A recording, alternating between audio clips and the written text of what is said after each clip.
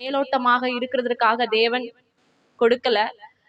ஆண்டவரே அநேக இடத்துல சொல்றாரு, பன்றிகள் முன்பதாக நாய்கள் முன்பதாக முத்துக்களை போடாதீங்க, நாய்களுக்கு எச்சரிக்கையா இருங்கள் அப்படின்னு சொல்றாரு. இன்றைக்கு நம்ம அப்படிப்பட்ட ஒரு நிலைமையில தள்ளப்பட வேண்டாம். தேவனுடைய வார்த்தை வருகிறப்போ என் இருதயம் அதை அக்செப்ட் பண்ணி, நான் அதுல ஒருவேளை தேவன் எனக்கு அந்த வார்த்தையை சொல்லுவாருன்னா, என்னை திருத்திக்க சொல்லுவாருன்னா, இல்ல அதுல நான் பலப்படணும்னு ஆண்டு விரும்புறாருன்னா, அந்த காரியத்துல நான் ஒழுங்கு ஆகணும்னு சொல்லி நீங்க உங்க இருதயத்துல தேவனிடத்துல கேளுங்க. இங்க நின்று பேசுறவங்களால ஒன்றும் இல்லை, உங்க பாஸ்ட்னால ஒன்றும் இல்லை. நீங்க உங்க இருதயத்துல ஆவியானவரை அழைக்கலனா, வார்த்தையை உங்க இருதயத்துக்குள்ள கிரியை செய்ய நீங்க விரும்பலனா, வார்த்தை கிரியை செய்யாது. எங்களை நேசிக்கிற நல்ல தகப்பனே, இந்த நேரத்திற்காக உமக்கு நாங்க நன்றியோடு கூட துதிக்கிறோம். இந்த உயிர்த்தெழுதலின் காலை வேலைக்காக நன்றி அப்பா. எங்களை அழைத்த தேவன் உண்மை உள்ளவர். இம்மட்டுமாய் ரட்சிப்பை காத்துக்கொள்ள, விசுவாசத்தை காத்துக்கொள்ள தேவன் எங்க ஒவ்வொருவருக்கும் கிருபையை கொடுத்திருக்கிறதற்காக நன்றி. அநேகர் இந்த நாட்களை வீணாய் கழித்து கொண்டிருக்கிற நேரத்துல ஆண்டவரே, உம்முடைய சமூகத்துல நாங்கள் செலவழிக்கும்படியாக நீர் எங்களை கொண்டு வந்ததற்காக நன்றி அப்பா. நாங்க பாடி துதித்து உம்மை ஆராதித்து இருக்கிறோம். இப்பயும் ஆண்டவரே, உம்முடைய வார்த்தை எங்களுக்குள்ளாக கிரியை செய்யட்டும். சத்தியத்தை அறிவீர்கள், சத்தியம் உங்களை விடுதலை ஆக்கும். ஆவியானவர் எங்கேயோ அங்கே விடுதலை உண்டு என்று நாங்கள் பார்க்கிறோம். பிதாவாகிய தேவன், கர்த்தராகிய கிறிஸ்து, பரிசுத்த ஆவியானவர் எங்க மத்தியில நீர் கிரியை செய்வீராக. எங்களை நாங்க விட்டு கொடுக்கிறோம். தொடர்ந்து எல்லா துதிகன மகிமை எல்லாம் நீங்க எடுத்துக்கொள்ளுங்க. வார்த்தை எங்களுக்குள்ளாக கிரியை செய்யட்டும். பேசுகிறவர் ஆவியானவர் அப்பா. மனுஷன் மூலமா எந்த ஒரு காரியமும் நடந்தேறுகிறது இல்லை. உம்முடைய வார்த்தை வல்லமை உள்ளது, ஜீவன் உள்ளது. ஆண்டவரே, எங்களுடைய இருதயத்தை ஆண்டவரே அது உருவ குத்துகிறதா இருக்கிறது. ஆமென். நீர் இன்றைக்கு ஆண்டவரே கிரியை செய்யும், எங்களை பலப்படுத்தும், வழி நடத்தும். இயேசுவின் மூலம் கேட்கிறோம் எங்கள் பிதாவே. ஆமேன், ஆமேன். மறுபடியுமாக இயேசுவின் நாமத்துல உங்களுக்கு அன்பின் வாழ்த்துக்கள். பாடல் ஆராதனையில வந்துட்டு அண்ணா நடத்தும் போது ஒரு வார்த்தை சொன்னாங்க. உங்களோட வாழ்க்கையில நீங்க எதை குறிச்சு கலங்கிட்டு இருக்கீங்களோ அந்த கல்லை புரட்டுகிறதுக்கு தேவன் ரெடியா இருக்கிறாரு. நம்மளுடைய வாழ்க்கையில எந்த பிரச்சனையா இருக்கலாம், இல்ல உங்க ஃபேமிலி சிச்சுவேஷனா இருக்கலாம், இல்ல உங்க தொழில் காரியமா இருக்கலாம், உங்க படிப்பின் காரியமா இருக்கலாம். அதுல எல்லா பிரச்சனைகள்லையும் அந்த தடையா இருக்கிற கல்லை தேவன் என்ன பண்ண புரட்டி போட ரெடியா இருக்கிறாரு. அதனால கவலைப்படாதீங்க அப்படின்ற ஒரு வார்த்தையை சொன்னாங்க. நான் ஒரு வார்த்தையை கூட உங்களுக்கு நான் சொல்லிட்டு அடுத்து நம்ம செய்தியின்குள்ளாக கடந்து போகலாம். எடுத்து வாசிங்கள். மத்தேயு 6:34.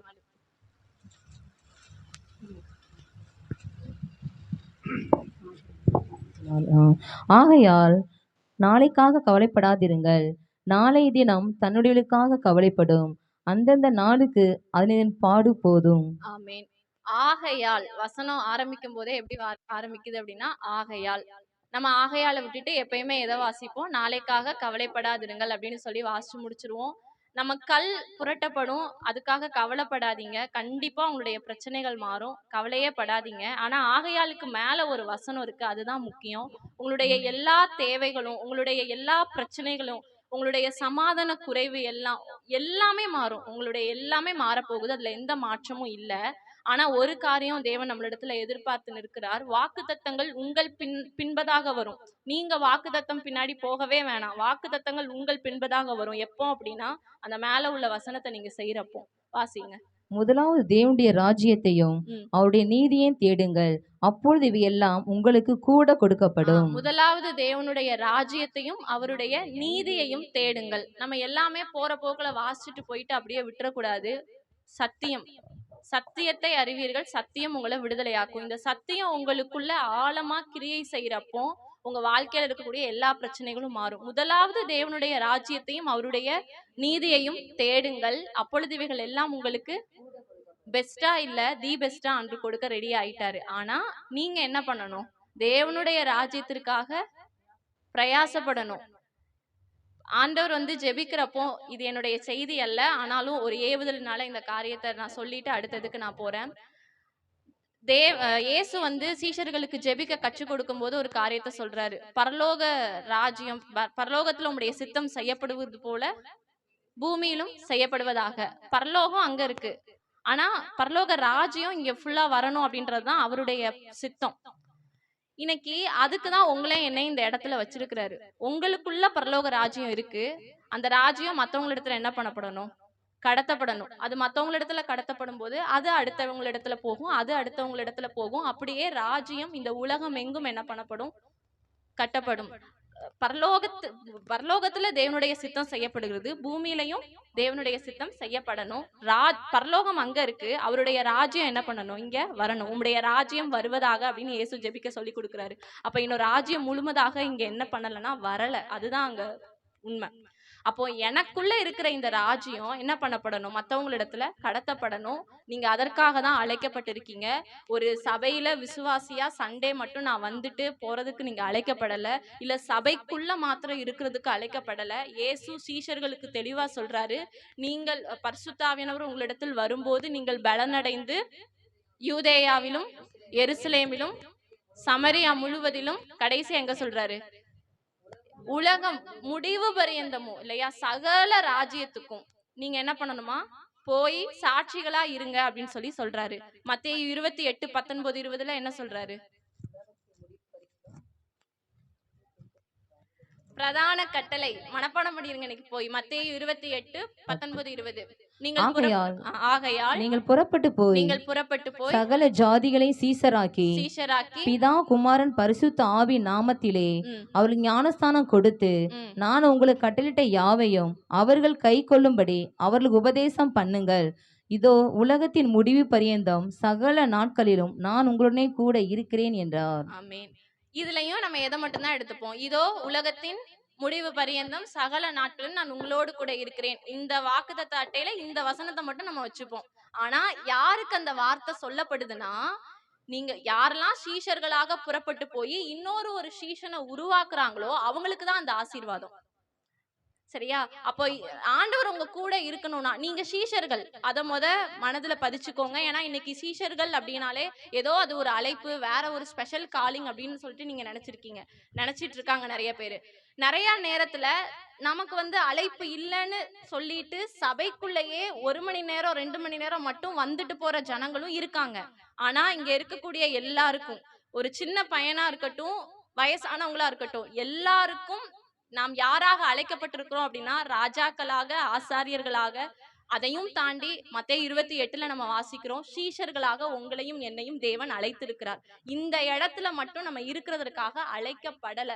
தேசத்துல நடக்கிற முழு சம்பவத்துக்கும் யாரு காரணம்னா நீங்களும் நானும் தான் காரணம். தேசத்துல நடக்கிற நல்ல விஷயமா இருக்கட்டும் கெட்ட விஷயமா இருக்கட்டும், யாரு காரணம்னா நீங்களும் நானும் தான்.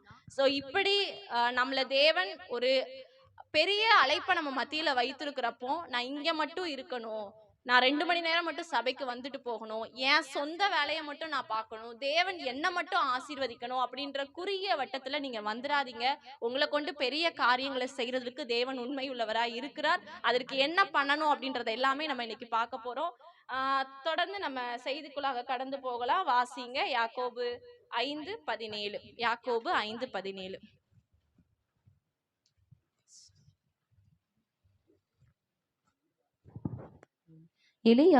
எலியா என்பவன் நம்மை போல பாடுள்ள மனுஷனாயிருந்தும் மழை பெய்யாதபடிக்கு கருத்தாய் ஜெபம் பண்ணினான். அப்பொழுது 3 வருஷம் 6 மாதமும் பூமி மேல் மழை பெய்யவில்லை. அடுத்த வசனம். மறுபடியும் ஜெபம் பண்ணினான். அப்பொழுது வானம் மழையை பொழிந்தது, பூமி தன் பலனை தந்தது. ஆமென். வேதத்துல சொல்லப்பட்டிருக்கிற ஒரு கமாவா இருந்தாலும் புள்ளியா இருந்தாலும் ஒரு வார்த்தையா இருந்தாலும் முக்கியம். நம்ம அதை எப்படி வாசிக்கிறோம், எப்படி அழுத்தம் கொடுத்து அந்த வார்த்தைகளை வாசிக்கிறோன்றதுலதான் அர்த்தமே இருக்கு. இங்க சொல்றப்போ எலியா நம்மை போல் பாடுள்ள மனுஷனா இருந்தாலும், இப்ப நான் உங்ககிட்ட கேக்குறேன், நம்ம போல பாடுன்னு சொல்லிட்டாங்க, என்னென்ன பாடெல்லாம் அவருக்கு இருந்திருக்கும்? இத வசனத்தை நம்ம நிறைய வாசிச்சிருக்கோம். எப்பப்பெல்லாம் தேசத்துக்காக ஜெபிக்கிறோமோ அப்பெல்லாம் இந்த வார்த்தையை சொல்லி நம்ம ஜெபிக்கிறோம்.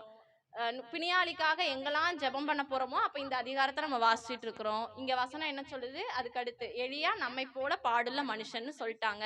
என்னென்ன பாடுகள்லாம் அவருக்கு இருந்திருக்கும், நமக்கு என்னென்ன பாடுகள்லாம் இருக்கு சொல்லுங்க. நீங்க தான் பேச போறீங்க. இது என்னோட என் டைம் இந்த மாதிரிதான் போகும். நீங்க தான் பேச போறீங்க.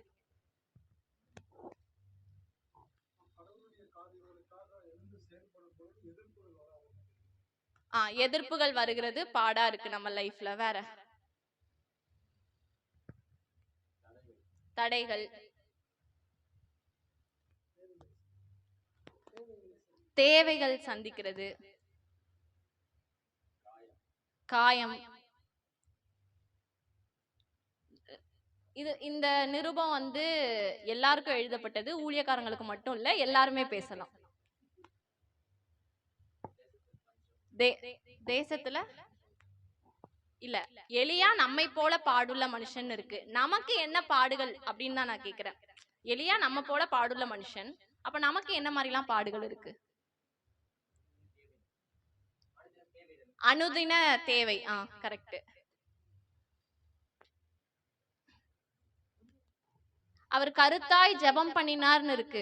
நம்ம போல பாடுள்ள மனுஷன், ஆனா கருத்தாய் ஜெபம் பண்ணாரு. அப்ப இங்க வசனம் என்ன சொல்லுது? உங்களுக்கும் பாடு இருக்கு, நீங்களும் ஜெபம் பண்ணுங்கன்னு சொல்லுது. நீங்க ஜெபிக்க முடியாதபடிக்கு உங்களுக்கு என்னென்ன பாடுகள்லாம் இருக்கு? எதுவுமே இல்லையா? பலவீனம், குடும்ப சூழ்நிலை, செல்போன், டிவி. சரி, ஓகே. இதெல்லாம் நம்மளுடைய பார்வையில பாடுகளா இருக்கு. ஆனா வேதத்துல இருந்து நம்ம பார்க்கலாம் எலியாவோட லைஃப்ல அங்க எலியா நம்மை போல பாடுள்ள மனுஷன்னு சொல்லப்பட்டிருக்கு. அவருடைய காலகட்டத்துல எப்படி அந்த காலம் இருந்துச்சு, இப்போ நம்மளுடைய காலம் எப்படி இருக்கிறது? எலியா அந்த இடத்துல வானத்துல அக்னியை இறக்குனதை பாக்குறோம். இன்னைக்கு ஏன் நம்மளால அதை செய்ய முடியல அப்படின்ற காரியத்தை தான் நம்ம பார்க்க போறோம். எழுப்புதல் ஏன் தேசத்துல வராம இருக்கு? எல்லாரும் எழுப்புதலுக்காக தான் ஓடுறாங்க. கடந்த ஒரு 7 வருஷம் இந்த சமீப நாட்களை நீங்க பார்க்கும்போது எல்லா பக்கமும் எல்லா ஊழியங்களுடைய பெயருமே எழுப்புதல் ஊழியங்கள்னு தான் இருக்கு இல்லையா? முழு இரவு எழுப்புதல் ஜெபம் நம்ம நடத்துறோம். எழுப்புதலுக்காக அநேக பிரயாசங்கள் படுறோம். ஆனா ஏன் நம்ம தேசத்துல இன்னும் எழுப்புதல் வராம இருக்கு அப்படின்னா, ஒவ்வொரு தனி நபரும் அதுக்கு காரணம். எலியாவோட வாழ்க்கையில இருந்து அந்த காரியத்தை நம்ம கற்றுக்கொள்ள போகிறோம். நீங்க உங்களுடைய வேதத்தை திருப்பிக் கொள்ளலாம். 1 ராஜாக்கள் 16, 17, 18 இந்த 3 அதிகாரங்கள்ல இருந்து அந்த காலங்கள் எப்படிப்பட்டதா இருக்கிறது, இப்ப இருக்கக்கூடிய காலங்கள் எப்படியா இருக்கிறது என்று பார்த்து நம்மை நாமே செல்ஃப் எவாலுவேட் பண்ணுகிற ஒரு டைமா தான் இது மாறப்போகுது. ஸோ ரொம்ப கவனமா இந்த வார்த்தைகளை கவனிங்க. ஒருவேளை நீங்க சில தேவைகளோடு எதிர்பார்ப்புகளோடு வந்திருக்கலாம். நான் இப்பயும் சொல்றேன், உங்களுக்கு எல்லா தேவைகளும் சந்திக்கப்படும். ஆனா அதற்கு சரியாக வேண்டிய இடத்துல நம்ம சரியாகணும். அதுல நம்ம ஃபோக்கஸ் பண்ணோம் அப்படின்னா உங்களுடைய நிலை மாற்றுகிறதுக்கு தேவன் உண்மையுள்ளவரா இருக்கிறார். நம்ம வாசிக்கலாம். எலியாவுடைய காலம் எப்படிப்பட்ட ஒரு காலமா இருந்தது அப்படின்றதுதான் நம்ம பார்க்க போகிறோம். எடுத்து வாசிங்க 16வது அதிகாரத்துல 30வது வசனம். 16 உம்ரியின் குமாரனாகிய ஆகாப் தனக்கு முன்னிருந்த எல்லாரை பார்க்கிலும் கர்த்தரின் பார்வைக்கு பொல்லாப்பானதை செய்தான். ஓகே, 30வது வசனத்தை பார்க்கிறோம். தனக்கு முன்னிருந்த எல்லாரை பார்க்கிலும் கர்த்தரின் பார்வைக்கு பொல்லாப்பானதை செய்தான். நீங்க இந்த சரித்திரத்தை போய் பாத்தீங்க அப்படின்னா, இதுக்கு முன்னாடி யெரொபெயாம் அவங்க எல்லாம் வந்திருப்பாங்க. இப்போ யாரை பத்தி இங்க பேசுறோம் அப்படின்னா ஆகாப்பை குறிச்சு நமக்கு பாக்குறோம். சோ ஆகாப் முன்னிருந்த எல்லாரை பார்க்கிலும் எப்படி பொல்லாப்பானதை செய்தான் அப்படின்னு இருக்கு. அப்ப அந்த காலம் எப்படிப்பட்ட ஒரு காலமா இருக்கும் அப்படின்னா, பொல்லாங்குகளை செய்கிற ஒரு காலமா, ஆட்சியில இருக்கிறவங்களே பொல்லாப்பானதை செய்யற ஒரு காலத்துலதான் அந்த காலம் இருந்திருக்கு. அப்ப அந்த மக்கள் எவ்வளவு வேதனைப்பட்டிருப்பாங்க அப்படின்றதையும் நம்மளால அறிந்து கொள்ள முடியும். இப்ப நம்ம வசிக்கிற காலம் எப்படிப்பட்ட ஒரு காலம்னா பொல்லாத காலம் தான். இது ஒண்ணும் நல்ல காலம் கிடையாது. ஆட்சியில இருக்கிறவங்களே நமக்கு என்ன முன்மாதிரியா இல்ல. அநேக தவறுகளை நமக்கு முன்பதாக செஞ்சிட்டு இருக்காங்க. நமக்கு விரோதமாக அநேக காரியங்களை செஞ்சிட்டு இருக்காங்க. இந்த காலத்துல பாவத்துக்கு என்னது பஞ்சமே இல்லைன்ற லெவலுக்கு எல்லா இடத்துலயும் பாவத்தின் வாசல் திறந்து கொடுக்கிறதுக்கு அதிகாரிகளை என்ன பண்றாங்க, ரெடியா இருக்கிறாங்க. ஒரு காலத்துல இந்த லெஸ்பியன் கே ரிலேஷன்ஷிப் இதெல்லாம் மறைஞ்சு அந்த தப்பை அவங்க பண்ணிட்டு இருந்தாங்க. ஆனா இன்னைக்கு நம்ம இருக்கிற இந்த சென்னையில தான் அதுக்கு ஒரு பிரைட் வாக் என்ன பண்ணிட்டு இருக்கோம், நடத்திட்டு இருக்கோம். இதோட ஹெட் எங்க இருக்கு, இஸ்ரேல்ல இருக்கு இல்லையா? அங்கேயும் இதுக்கு ஒரு பெரிய யூனியனே வச்சு அங்கேயும் என்ன பண்ணிட்டு இருக்காங்க, பிரைட் வாக் நடத்திட்டு இருக்காங்க. அப்போ இந்த பாவங்கள் எல்லாமே மறைஞ்சு இது இல்லாமலாம் இல்ல, சோதோம் கொமோராவின் நாட்கள்ல இருந்து இந்த பாவம் இருக்கு. அப்போ மறைஞ்சு பண்ணிட்டு இருந்த பாவங்கள் எல்லாமே இப்ப எப்படி நாங்களும் அங்கீகரிக்கப்படத்தக்கவர்கள் தான் சொல்லிட்டு அவங்க ஈஸியா என்ன பண்ணிட்டு இருக்காங்க, அந்த பாவத்தை கவர்மெண்டே என்ன பண்ணுது, அலோ பண்ணுது இல்ல. திருநங்கைகள் அவங்க ப்ராஸ்டியூஷன் சென்டர் யூஸ் பண்றதுக்கு கவர்மெண்டே என்ன பண்றாங்க, அலோ பண்ணுது. அப்போ இப்படிப்பட்ட ஒரு பொல்லாத காலத்துலதான் யாரு இருந்தானா, எலியாவும் இருந்தாரு. நம்மளும் என்ன பண்ணிட்டு இருக்கிறோம், அப்படிப்பட்ட ஒரு காலத்துலதான் நம்ம இருக்கிறோம். தொடர்ந்து அந்த வசனத்தை வாசிங்க. நேபாத்தின் குமாரனாகிய யெரொபெயாம் பாவங்களில் நடப்பது அவனுக்கு கொஞ்ச காரியம் என்று நினைத்தாற்போல் அவன் சீதோனியரின் ராஜாவாகிய ஏத்பாகலின் குமாரத்தி ஏசபேலை விவாகம் பண்ணதுமல்லாமல் அவன் போய் பாகாலை சேவித்து அதை பணிந்து கொண்டு தான் சமரியாவிலே கட்டின பாகாலின் கோவிலில் பாகாலுக்கு பலிபிடத்தை எடுப்பித்தான். ஆகாப் ஒரு விக்கிர தோப்பையும் வைத்து இஸ்ரவேலின் தேவனாகிய கர்த்தருக்கு கோபம் உண்டாக்கும்படிக்கு தனக்கு முன்னிருந்த இஸ்ரவேலின் ராஜாக்கள் எல்லாம் செய்ததை பார்க்கிலும் அதிகமாய் செய்து வந்தான். போதும். இங்க பாக்குறப்போ இன்னும் 2 காரியம்.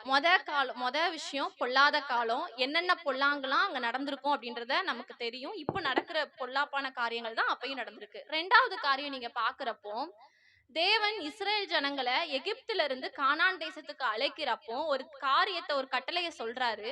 நீ அங்க இருக்கக்கூடிய எந்த ஜாதியில என்ன பண்ணக்கூடாது, பெண் கொல்லக்கூடாது, நீ அங்க விவாகம் பண்ணக்கூடாதுன்னு சொல்லி தெளிவா ஒரு கட்டளைய கொடுத்து அனுப்புற அந்த டைமிங்ல இவங்க என்ன பண்றாங்க, சீதோனியரின் ராஜா குமாரத்தியாகிய எசபேல என்ன பண்றாங்க, விவாகம் பண்றாங்க. அப்போ தேவனுடைய கட்டளைய மீறி நடக்கிற ஜனங்கள் அப்ப இருந்திருக்கிறாங்க. இப்பயும் அதுதான். இது நான் வெளியே சொல்லல, சபைக்குள்ள இன்னைக்கு எத்தனை திருமணங்கள் அந்நிய நுகத்துல இருக்கு அப்படின்னா நிறைய. நம்மளால இன்னைக்கு கண்ட்ரோல் பண்ண முடியல. யங்ஸ்டர்ஸ் அவங்களுக்கு தெரிஞ்சதெல்லாம் கரெக்ட், அவங்க பண்றதெல்லாம் கரெக்ட், என் லைஃப நான் பார்த்துப்பேன்னு சொல்லி இன்னைக்கு தங்களுடைய வாழ்க்கைய தேவனுக்கு அர்ப்பணிக்காம, கீழ்ப்படிதல் உள்ள ஒரு வாழ்க்கை வாழாம, தேவனுடைய கட்டளைய மீறி அந்நிய நுகத்துல போய் மாட்டிக்கொண்டிருக்கிற அநேகர் இன்னைக்கு இருக்கிறாங்க. சபைக்குள்ளேயும் சரி, சபைக்கு வெளியும் சரி. இன்னைக்கு தேசத்துல கர்த்தர் கொடுத்த கட்டளைய மீறி நடக்கிற ஜனங்கள் அநேகமாயிட்டாங்க, சபைக்குள்ளேயும் சபைக்கு வெளியேவும். இதே ஒரு நிலைதான் எலியாவின் நாட்கள்ல இருந்துச்சு. அடுத்து நம்ம பாக்குறோம், பாகால்களுக்கு பலிபீடங்களை அவங்க என்ன பண்ணிருக்காங்க, கட்டி இருக்கிறாங்க. அப்ப பாகாலுக்கு பலிபீடங்கள் கட்டப்பட்டது என்று சொன்னால் தேவனுடைய பலிபீடம் அங்க என்ன பண்ணப்பட்டிருக்கும், இடிக்கப்பட்டிருக்கும். இன்னைக்கு தேவனை ஆராதிக்கிறதுக்கு ஜனங்கள் என்ன பண்ணல, இந்த நாட்கள்ல ஆயத்தமா இல்ல. ஆனா ஏதோ ஒரு இடத்துல ஏதோ ஒரு தெய்வத்தை போய் ஆராதிக்கிறதுக்கு ஜனங்கள் என்ன பண்ணிட்டாங்கன்னா ரெடி ஆயிட்டாங்க. நம்ம சபையில இருக்கக்கூடிய ஜனங்களை குறித்த நிலையும் அதுதான். நம்ம நினைக்கிறோம், நான் சர்ச்சுக்கு வர்றதுனால நான் முழுக்க முழுக்க தேவனை பிரியப்படுத்துறேன், அப்படிலாம் கிடையவே கிடையாது. தேவனை முக்கியப்படுத்த வேண்டிய இடத்துல நேரத்துல நம்ம வேற எதை முக்கியப்படுத்தினாலும் அது பாகால்களை வணங்குறதற்கு சமம். விக்கிரக ஆராதனைன்னு வர்றப்போ ஏதோ ஒரு சிலைக்கு முன்னாடி நம்ம போய் நின்னாதான் அது விக்கிரக ஆராதனை அப்படின்றது கிடையாது. தேவனை முக்கியப்படுத்த வேண்டிய இடத்துல நேரத்துல தேவனை முக்கியப்படுத்தாம நம்ம வேற எதை முக்கியப்படுத்தினாலும் அது விக்கிரக ஆராதனை தான். சவுளுடைய காரியத்துல நம்ம பார்க்கும்போது 1 சாமுவேல் 5:23 நீங்க வாசிச்சு பாருங்க. அதுல விக்கிரகாராதனை சொல்லி அங்க என்ன இருக்குன்னா முரட்டாட்டம் பண்ணுதல்னு இருக்கும். முரட்டாட்டம் பண்ணுதல தேவன் விக்கிரக ஆராதனைக்கு ஈக்குவல் பண்ணி சொல்றாரு. இப்ப நமக்குள்ள இன்னைக்கு அநேக முரட்டாட்டங்கள் இருக்கு. 1 சாமுவேல் 5வது அதிகாரத்துல 23வது வசனம்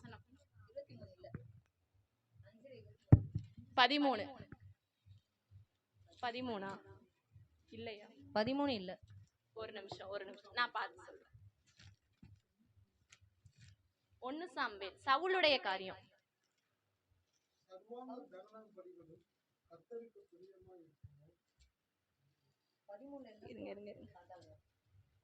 சரி, 1 சாமுவேல் 15:23 ரெண்டகம் பண்ணுதல் பில்லி சூனிய பாவத்திற்கும் முரட்டாட்டம் பண்ணுதல் அவபக்திக்கும் விக்கிரக ஆராதனைக்கும் சரியா இருக்கிறது.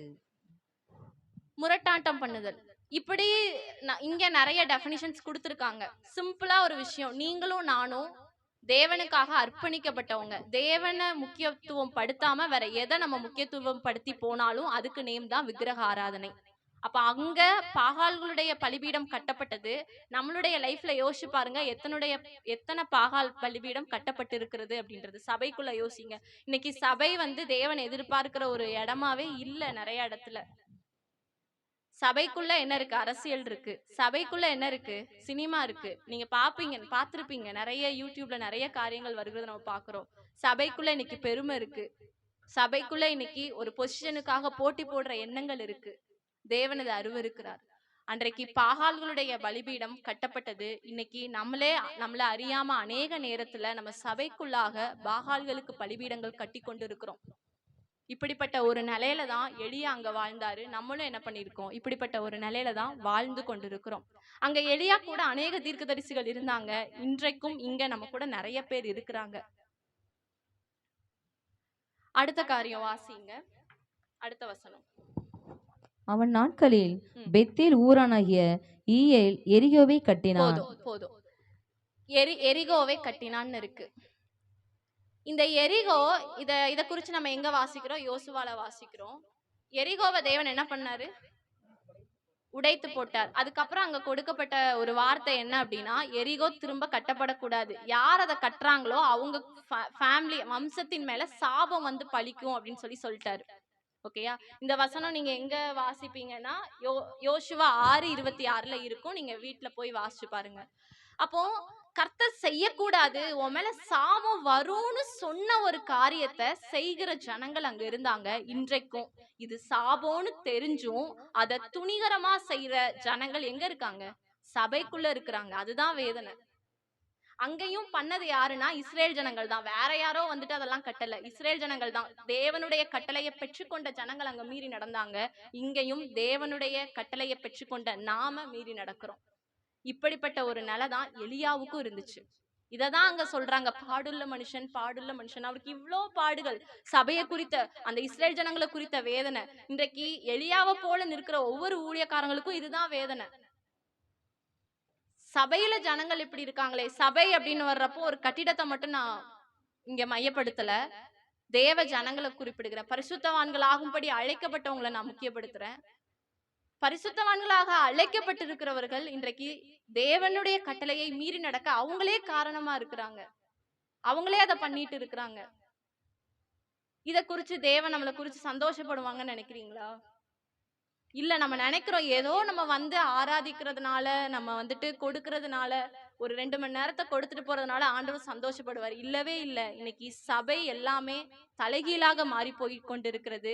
எப்படி எலியா காலத்துல ஜனங்கள் அங்க வந்துட்டு பலிபீடம் அப்படின்ற ஒரு முறை இருந்துச்சு, அதனால அவங்க வந்துட்டு ஒரு பலிபீடத்தை கட்டினாங்க. இங்க நமக்கு தெரியாமலே நம்ம தேவனை அநேக காரியங்கள்ல அவரை வேணான்னு ஒதுக்கிட்டு பாகால்களுக்கு பலிபீடங்கள் கட்டி கொண்டு இருக்கிறோம். இந்த நிலை இன்றைக்கும் இருந்து கொண்டேதான் இருக்கிறது. அடுத்த ஒரு காரியத்தை நம்ம வாசிப்போம். 17:1 வசனம். கீலேயாத்தின் குடிகளில் திஸ்பினாகிய எலியா ஆகாப்பை நோக்கி, என் வாக்கின்படியே அன்றி இந்த வருஷங்களிலே பனியும் மழையும் பெய்யாதிருக்கும் என்று இஸ்ரவேலின் தேவனாய கர்த்தருக்கு முன்பாக நிற்கிற நான் அவருடைய ஜீவனை கொண்டு சொல்லுகிறேன் என்றான். இது எப்படிப்பட்ட ஒரு அங்க எப்படிப்பட்ட ஒரு காலமா இருந்துச்சுன்னா, பனியும் மழையும் பெய்யாதிருக்கிற ஒரு சாபம் நிறைந்த ஒரு காலம். இந்த சாபம் அப்படின்ற வார்த்தை இன்னொரு இடத்துலயும் பயன்படுத்தப்பட்டிருக்கும். சோ சாபம் நிறைந்த ஒரு காலத்துலதான் எலியா இருந்தாரு. யோசிச்சு பாருங்க, மழையும் பனியும் பெய்யலன்னா நமக்கு ஆகாரம் இருக்குமா? அங்க இருக்காது. இன்னைக்கு நிறைய இடத்துல இந்த பஞ்சம் தலைவிரித்து ஆடுகிறது. இப்ப எங்க ரீசெண்டா எங்க நடந்துச்சு? பாகிஸ்தான்ல பஞ்சம், பெங்களூர்ல தண்ணி இல்லாம பஞ்சம் நடந்துச்சு. இது எல்லாமே தேவனுடைய வருகைக்கான அடையாளங்கள் தான். இன்னும் நமக்கு வர்றதுக்கு எவ்வளவு நாள் ஆகும் தெரியல. நம்ம இருக்கிறோம்னு ரொம்ப ஜாலியா இருக்கிறோம். ஆனா அநேக இடங்கள்ல பஞ்சங்கள் நிகழ்ந்து கொண்டுதான் இருக்கு. இன்னொரு ஒரு கண்ட்ரியில மண்ணை எடுத்து சாப்பிட்டாங்களாம், அந்த அளவுக்கு பஞ்சம் இப்போ கொரோனாக்கு அப்புறம். அப்போ தேவனுடைய சாபம் நிறைந்த ஒரு பீரியட்ல தான் எலியா இருந்திருக்கிறாரு. இப்பயும் தேவனுடைய அந்த மழை பனி இல்லாத ஒரு பஞ்ச காலத்துலதான் நம்மளும் வாழ்ந்து கொண்டு இருக்கிறோம் அப்படின்றதுதான் உண்மை. தொடர்ந்து நம்ம வாசிக்கலாம். 17:3. நீ இவ்விடத்தை விட்டு கீழ் திசையை நோக்கி போய் யோர்தானுக்கு நேரா இருக்கிற கேரி தாற்றனில் ஒளிந்து கொண்டிரு. ஒளிந்து கொண்டிருன்னு ஆண்டவரே சொல்றாரு. அப்படின்னா அங்க என்ன இல்லைன்னா, தீர்க்கதரிசிகளுக்கு, கர்த்தருடைய ஊழியக்காரங்களுக்கு பாதுகாப்பு இல்லை. கொண்டு போட்டுருவான். ஆகாப்பும் எசபேலும் சேர்ந்து எலியா வந்து என்ன பண்றாங்க, கொல்றதுக்கு வகை தேடிட்டு இருக்காங்க. நீ போய் அதனால ஒளிந்து கொண்டிரு அப்படின்னு அங்க ஆண்டவரே சொல்றாரு. இன்றைக்கு நம்ம ஊழியக்காரங்களுக்கு இல்ல நமக்கு பாதுகாப்பு இருக்கா? எங்க மணிப்பூர்ல நடந்த விஷயம் நமக்கு நடந்திருந்துச்சுன்னா, மணிப்பூர்ல நடந்த விஷயம் எல்லாம் நமக்கு ஒரு செய்தி தான். கரெக்டா? நம்மளுடைய இருதயத்துல அதெல்லாம் போகல. எத்தனை பெண்களை நிர்வாணப்படுத்தி இருக்காங்க, எத்தனை பேரை கொலை செஞ்சிருக்காங்க. அதெல்லாம் நம்ம இருதயத்துல போகல, நமக்கு வெறும் செய்தியாக இருந்தது. நமக்கு நடக்காத வரைக்கும் அது எல்லாமே நமக்கு செய்தி தான். ஆனா உண்மையாகவே தேவனுடைய பாரத்தை நம்ம பெற்றுக்கொண்டு இருந்திருப்போனா நம்ம அன்னைக்கு கதறி இருந்திருக்கணும். இன்ன வரைக்கும் பிரச்சனை நடந்துட்டு இருக்கு. அங்கெல்லாம் தைரியமா சபை நடத்த முடியல. இன்னும் வருகிற காலங்கள் எப்படின்னு நமக்கு தெரியல. லாஸ்ட் வீக்ல வந்து எங்க கூட ஊழியத்துல இருக்கிற ஒரு தம்பியோட அவங்க அம்மா சர்ச் வச்சிருக்காங்க, அவங்க ஃபேமிலி சர்ச் வச்சிருக்காங்க புதுக்கோட்டை பக்கத்துல. அங்க VBS நடக்க கூடாதுன்னு பிரச்சனை. அந்த பாஸ்டம்மாவை விபச்சாரின்னு பேசியிருக்காங்க அங்க உள்ள நபர்கள். அவங்க அவ்வளோ ஃபீல் பண்ணி அந்த இதுல பேசியிருக்காங்க. அப்போ கர்த்தருடைய ஊழியக்காரங்க, கர்த்தருடைய ஜனங்கள் இன்றைக்கு தைரியமா எல்லா இடத்துலயும் ஊழியம் செய்யறதுக்கான ஒரு வாய்ப்பு இல்லாத ஒரு இடத்துலதான் நீங்களும் இருக்கிறோம், நம்மளும் இருக்கிறோம், எலியாவும் இருந்திருக்கிறாரு. இததான் அங்க சொல்றாரு, பாடுள்ள மனுஷன் எலியா. அவரால் வெளியே போய் தைரியமா கூட வாழ முடியல. ஒளிந்து தனியா இருக்கணும் அப்படின்றது எவ்வளவு பெரிய ஒரு விஷயம், ஒளித்து கொண்டிருக்கணும்னு. எலியா என்னதான் நல்ல தேவனோடு கூட பலத்துல இருந்தாலும் அவர் ஒரு மாம்சத்துல இருக்கிற ஒரு நபர். சில நேரம் யோசிச்சிருப்பாரு, எப்ப வருவாங்களோ எப்படி வருவாங்களோ அப்படின்னு கூட யோசிச்சிருந்திருக்கலாம். நமக்கு அது சொல்லப்படல, ஆனா இருந்திருக்கலாம். ஆனா அது அவர் வந்து ஆவியில ஜெயம் எடுத்திருப்பாரு. அப்போ ஒரு பயந்த ஒரு நிலைதான் அப்பையும் இருந்துச்சு, இப்பையும் அப்படிப்பட்ட ஒரு காலம் தான் நமக்கு இருக்கிறது அப்படின்றத நம்ம மறந்துட வேண்டாம். அடுத்து வாசிக்கலாம். 18:3 நீங்க பாத்தீங்க அப்படின்னா, தீர்க்கதரிசிகள் கொலை செய்யப்பட்ட ஒரு காலமாக அந்த காலம் இருந்திருக்கு. நான் வேகமா கடந்து போகிறேன். தீர்க்கதரிசிகள் கொலை செய்யப்பட்ட காலம், இன்றைக்கும் அது நடக்குது. நமக்கு தெரியாம எத்தனையோ ஊழியக்காரங்க மறைமுகமாக கொலை செய்யப்பட்டு கொண்டிருக்காங்க, மிஷினரிகள் கொலை செய்யப்பட்டு கொண்டிருக்கிறாங்க. நேற்றைய தினத்துல நாங்க ஒரு பைபிள் ஷாப் போயிருந்தோம். அப்போ ஒருத்தவங்க சொன்னாங்க, நம்ம கம்யூனியனுக்கு வந்து திராட்சை ரசம் யூஸ் பண்ணுவோம்ல, அதை வந்து அங்க நார்த் சைட்ல இருந்து மிஷினரிஸ் வந்து வாங்கிட்டு போனாங்களாம். அங்கெல்லாம் கிடைக்காதான் அது. அப்போ கம்யூனியன் குடிக்கிறதுக்கு கூட அங்க வந்துட்டு தடையாதான் இருக்கு. அந்த விஷயத்த அவங்க வந்துட்டு விநியோகம் கூட பண்ண முடியல ஷாப்ல எல்லாம். சோ அப்படிப்பட்ட ஒரு நிலை தான் நம்ம இந்தியால இருக்கு. நான் வேற எங்கேயோ பத்தி பேசல, இந்தியால அந்த நார்த் சைட்ல இருக்கிறது சொல்லிட்டு இருக்கேன்.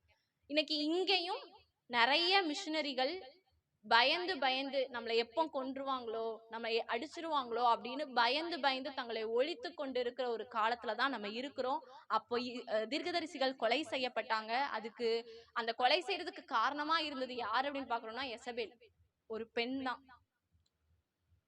ஆகாபோ எசபேலும் சேர்ந்து இத்தனை காரியங்கள் பண்றாங்க. அப்ப இப்பயும் அப்படிப்பட்ட ஒரு நிலையில தான் நம்ம இருக்கிறோம் அப்படின்றத நம்ம பாக்குறோம். தொடர்ந்து 18:21 பாத்தீங்க அப்படின்னா, அப்பொழுது எலியா சகல ஜனத்தண்டைக்கு வந்து, நீங்கள் எந்த மட்டும் 2 நினைவுகளால் குந்தி குந்தி நடப்பீர்கள். போதும் எந்த மட்டும் நீங்கள் 2 நினைவுகளால் குந்தி குந்தி நடப்பீங்கன்னு கேக்குறாங்க. நான் இன்னைக்கு உங்ககிட்ட அதான் கேக்குறேன், எந்த மட்டும் நீங்க 2 நினைவுகளால் குந்தி குந்தி நடக்க போறீங்க? ஒண்ணு தேவன் வேணும்னா தேவன், இல்ல உலகம் வேணும்னா உலகம். நீங்க தான் அதை சூஸ் பண்ணணும்.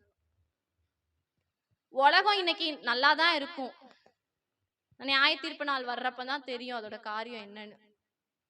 எதை நீங்க சூஸ் பண்ண போறீங்க? உங்க முன்னாடி இருக்க அப்போ உள்ள காலத்துல ஜனங்கள் தேவனும் வேணும் பாகாலும் வேணும்னு சொல்லிட்டு 2 நினைவுகளால் குந்தி குந்தி நடந்து கொண்டிருந்தாங்க. இன்றைக்கும் நமக்கு என்ன தெரியுமா? உலகமும் வேணும் தேவனும் வேணும். என் படிப்பு வேலைக்காக நான் சபையை இழக்க தயார், ஆனா என் சபைக்காக தேவனுடைய ராஜ்யத்திற்காக நான் படிப்பைய வேலை ஃபேமிலியை இழக்க ரெடியா இல்லை. நம்ம நிறைய பேர். எத்தனை பேர் ரெடியா இருக்கீங்க? சொல்லிடலாம், நான் ரெடியா இருக்கேன்னு நீங்க சொல்லிருவீங்க. ஆனா அந்த சிச்சுவேஷன் வர்றப்போ அதை நீங்க ஹேண்டில் பண்றீங்களா அப்படின்றத அங்க பார்க்கணும். நம்ம நிறைய நேரம் ஆண்டு கிட்ட சொல்லிடுவோம். நான் வந்து ஒரு ரட்சிக்கப்படாத குடும்ப பின்னணியில இருந்து தான் இன்னைக்கு ஊழியத்தை பண்ணிட்டு இருக்கேன்.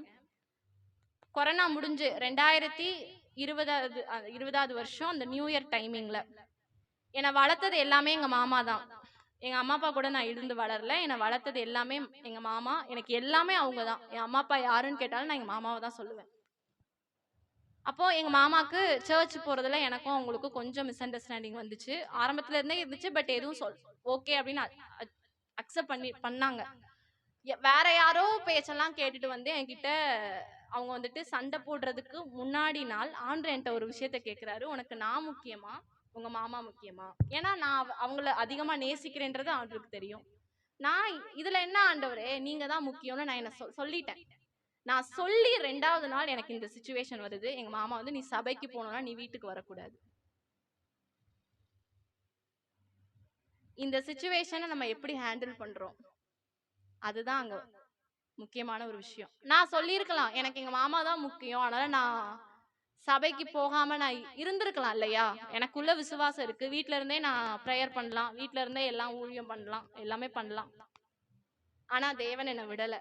நான் எப்பயோ பண்ண குட்டி ஜெபம், நான் கூட அன்னைக்கு போயிட்டு, அன்றே எனக்கு நீ சபைக்கு வர முடியுமா இல்லையான்னு எனக்கு தெரியலன்னு சொல்லிட்டு என் சபையில கதறினேன். எனக்கு இன்னமும் ஞாபகம் இருக்கு அந்த இன்சிடென்ட்லாம். போய் உட்காந்து அழுறேன், எனக்கு அடுத்து சபைக்கு வர முடியுமா முடியாதான்னு எனக்கு தெரியல அப்படின்னு சொல்லிட்டு நான் முடிச்சுட்டு எங்க பாஸ்டர்மாட போய் பேசுறேன். இந்த மாதிரிலாம் சொல்றாங்க. அப்போ அவங்க எனக்கு ஒரு ஆலோசனை கொடுத்து அனுப்புனாங்க. அது தேவ ஆலோசனையாகவே இருந்துச்சு. அப்ப நம்ம இன்னைக்கு எதை சூஸ் பண்றோம்? அநேக நேரத்துல இன்னைக்கு நம்ம இழக்க ரெடியாவே இல்ல. 2 நினைவுகளால் குந்தி குந்தி நடந்து கொண்டிருக்கிறோம். ஆனா இன்னைக்கு ஒரு விஷயத்த நான் உங்களுக்கு சொல்றேன், வெளிப்படுத்தல போய் வாசிச்சு பாருங்க. அனலா இரு இல்ல குளிரா இரு, இல்லன்னா அவனை வாந்தி பண்ணி போடுவேன்றாரு. ஒண்ணு அனலா இரு இல்ல குளிரா இரு. நீ எதா இருக்க விரும்புற? ஒண்ணு தேவனுக்காக வைராக்கியமா வாழு, இல்ல போயிரு. அதுக்கான பலன் நம்ம அப்புறம் பாத்துக்கலாம். ஆனா அப்படி போறதுக்கு உங்களை தேவன் அழைக்கல, அதற்காக அவருடைய ரத்தத்தையும் சிந்தல அப்படின்றத ஞாபகத்துல வச்சுக்கோங்க.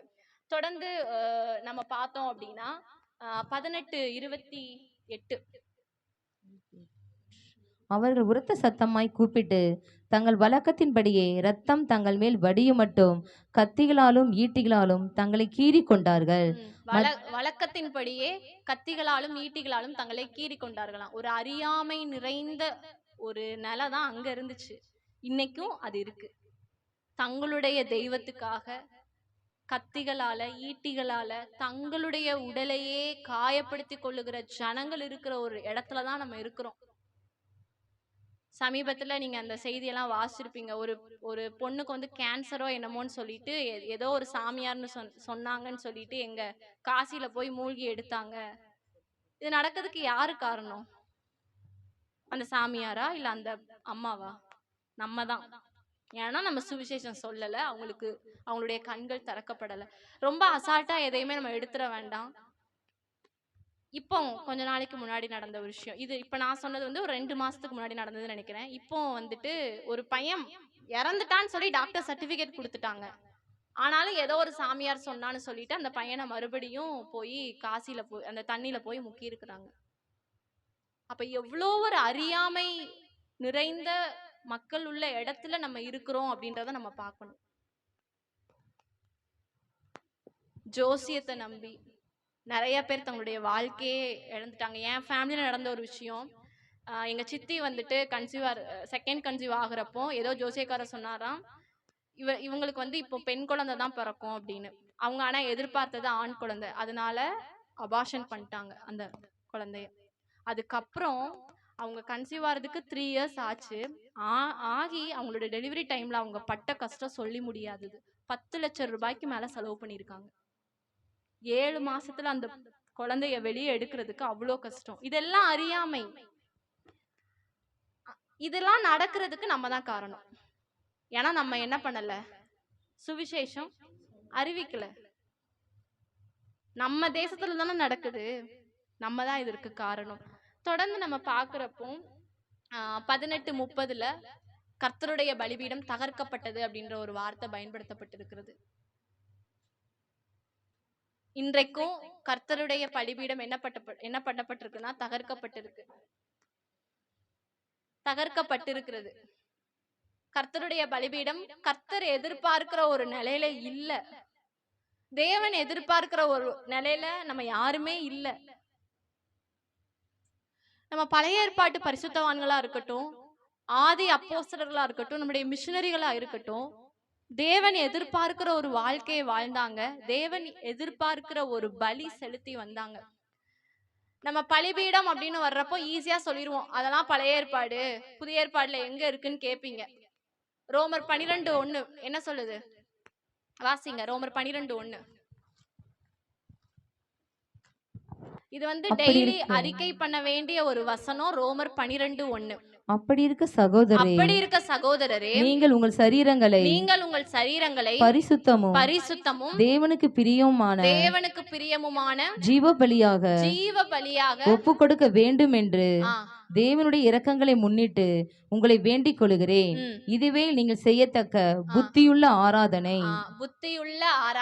பழைய ஏற்பாட்டு காலத்துல பலி செலுத்துறது ஒரு ஆராதனை முறை இல்லையா? இங்க புத்தியுள்ள ஆராதனைன்னு சொல்லிட்டா அங்க வசனம் என்ன சொல்லப்பட்டிருக்குன்னா, ஜீவ பலியாக உங்களை அர்ப்பணிங்கன்னு சொல்லி. இன்னைக்கு ஜீவ பலியாக அப்படின்னா என்ன அப்படின்னு நம்ம கேக்குறோம். ஜீவ பலினா என்ன?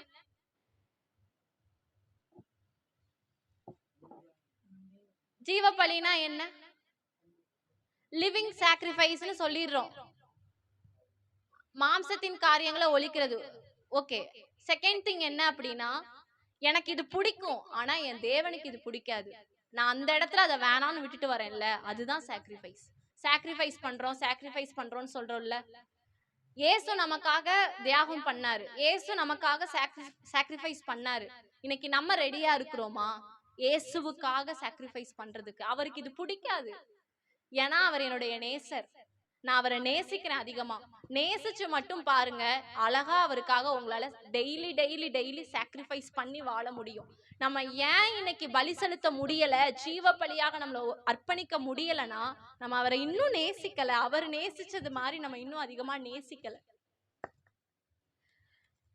நம்மள உள்ளங்கையில வரைந்து வைத்திருக்கிறான்னு பாக்குறோம், கண்ணின் மணி போல பாதுகாக்கிறான்னு பாக்குறோம். ஆனா நம்மளுடைய நினைவுலாம் எப்படி இருக்குன்னா, வேற யார் பின்னாடியோ தான் இருக்கு. இவங்க என்கிட்ட பேசல, இவங்க எனக்கு இதை பண்ணல, இவங்க கிட்ட எனக்கு இந்த இது கிடைக்கல, இவங்க எனக்கு ஸ்டேட்டஸ் போடுவாங்கன்னு எதிர்பார்த்தேன் எனக்கு போடல, இவங்க எனக்கு கிஃப்ட் வாங்கி தருவாங்கன்னு எதிர்பார்த்தேன் எனக்கு வாங்கி தரல, இவங்க இந்த பிரச்சனையில என் கூட இருப்பாங்கன்னு நான் எதிர்பார்த்தேன் கூட இருக்கல. ஆனா நமக்காக ஒருத்தர் என்ன பண்ணிட்டு இருக்காருன்னா வெயிட் பண்ணிட்டு இருக்காரு. அவருக்காக ஒரு சின்ன சாக்ரிஃபைஸ் கூட நம்ம பண்ண முடியல. ஆனா யோசிச்சு பாருங்க, இந்த பூமியில நீங்க ரொம்ப நேசிக்கிற ஒரு நபருக்கு எவ்வளவு சாக்ரிஃபைஸ் பண்றீங்க தெரியுமா? அவங்கள பார்க்க போகணும்னா எவ்வளவு டைம் எடுத்து போறீங்க, சபைக்கு வரணும்னா எவ்வளவு டைம் எடுத்து வரீங்க.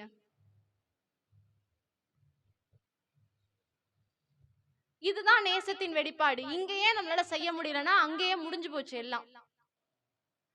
உம்மை நேசிக்கிறேன்னு பாட்டு மட்டும் பாடுறோம். 1 யோவான் போய் வாசி பாருங்க. அவருடைய கற்பனைகளை கை கொள்கிறது தான் அன்பு.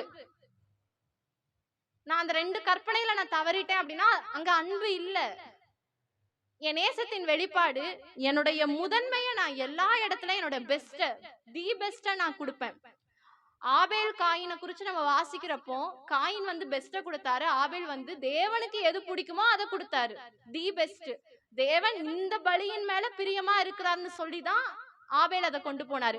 காயின் அந்த ஒண்ணுமில்லாத கனிகளை கொண்டு போய் கொடுக்கல, அவரும் நல்லதான் கொடுத்தாரு. ஆனா தேவனுக்கு எது பிடிக்கும் அப்படின்றதுதான் ஆபேல் கொடுத்தாரு. அப்ப ஜீவ பலியாக நம்மளுடைய லைஃப்ல பலி செலுத்துறதே இல்ல. அப்ப பலி செலுத்துறது இல்லைன்னா நம்ம என்ன பண்ணிட்டு இருக்கோம்? பாகாலுக்கு பலி செலுத்தி கொண்டிருக்கோம். தேவனுடைய பலிபீடம் நம்முடைய வாழ்க்கையில தகர்க்கப்பட்டு இருக்கிறது. ஆனா இப்படிப்பட்ட ஒரு காலத்துலதான் எலியாவை குறிச்சு வாசிக்கிறோம். நம்மை போல பாடுள்ள மனுஷன். இப்ப என்னெல்லாம் நடக்குதோ அதெல்லாம் எலியாவுக்கும் நடந்துச்சு. நம்ம இன்னைக்கு ஈஸியா சொல்றோம், தடை வருது, நமக்கு போலீஸ் ப்ராப்ளம் இருக்கு, மேலதிகாரிகள்ட்ட இருந்து பிரச்சனை வருது அப்படின்னு சொல்லி சுவிசேஷம் சொல்றதுக்கு, ஊழியம் செய்யறதுக்கு விசுவாசிகளாகிய நம்ம கிட்ட இருந்து என்னென்ன காரியங்கள்லாம் வரும்ல, இந்த மாதிரி ஆன்சர்ஸ் எல்லாம் வந்துட்டு இருக்கு. என் வீட்டுல ப்ராப்ளம், என்னால என்னோட படிப்பை விட்டுட்டு வர முடியாது, என்னால என்னுடைய வேலையை விட்டுட்டு 1 மணி நேரம் சாக்ரிஃபைஸ் பண்ணி வர முடியாது. இப்படி நிறைய காரியத்துல நம்மளால சாக்ரிஃபைஸ் பண்ணாம நிறைய விஷயத்துல முடியலன்னு சொல்லி காரணம் காட்டிட்டு இருக்கோம். இப்ப உள்ள சூழ்நிலைகளை, நான் அங்க போனா என்னை அடிச்சிருவாங்க, இங்க போனா என்னை இவங்க வெறுத்துருவாங்க, இவங்க கிட்ட நான் இதை போய் சொன்னேன்னா அவங்க அடுத்து என்கிட்ட பேச மாட்டாங்க, நீங்க சுவிசேஷம் சொல்றதுக்கு அவ்வளோ யோசிக்கணும்ல நம்ம எல்லாருமே. இவங்ககிட்ட போய் நம்ம சொன்னோம்னா பேச மாட்டாங்க அப்படின்னு. ஆனா நரகத்துக்கு போய் அவங்க போய் கதறல்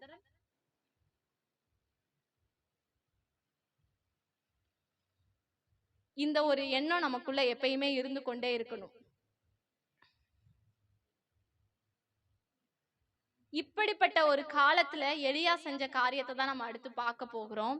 வாசிங்க திரும்பவும் அதே வசனம் 17:1 வாசிங்க. கீலேயாத்தின் குடிகளில் திஸ்பினாகிய எலியா ஆகாப்பை நோக்கி, என் வாக்கின்படியே அன்றி இந்த வருஷங்களிலே பனியும் மழையும் பெய்யாது இருக்கும் என்று இஸ்ரவேலின் தேவனாய கர்த்தருக்கு முன்பாக நிற்கிற நான் அவருடைய ஜீவனை கொண்டு சொல்லுகிறேன் என்றான். 18-15.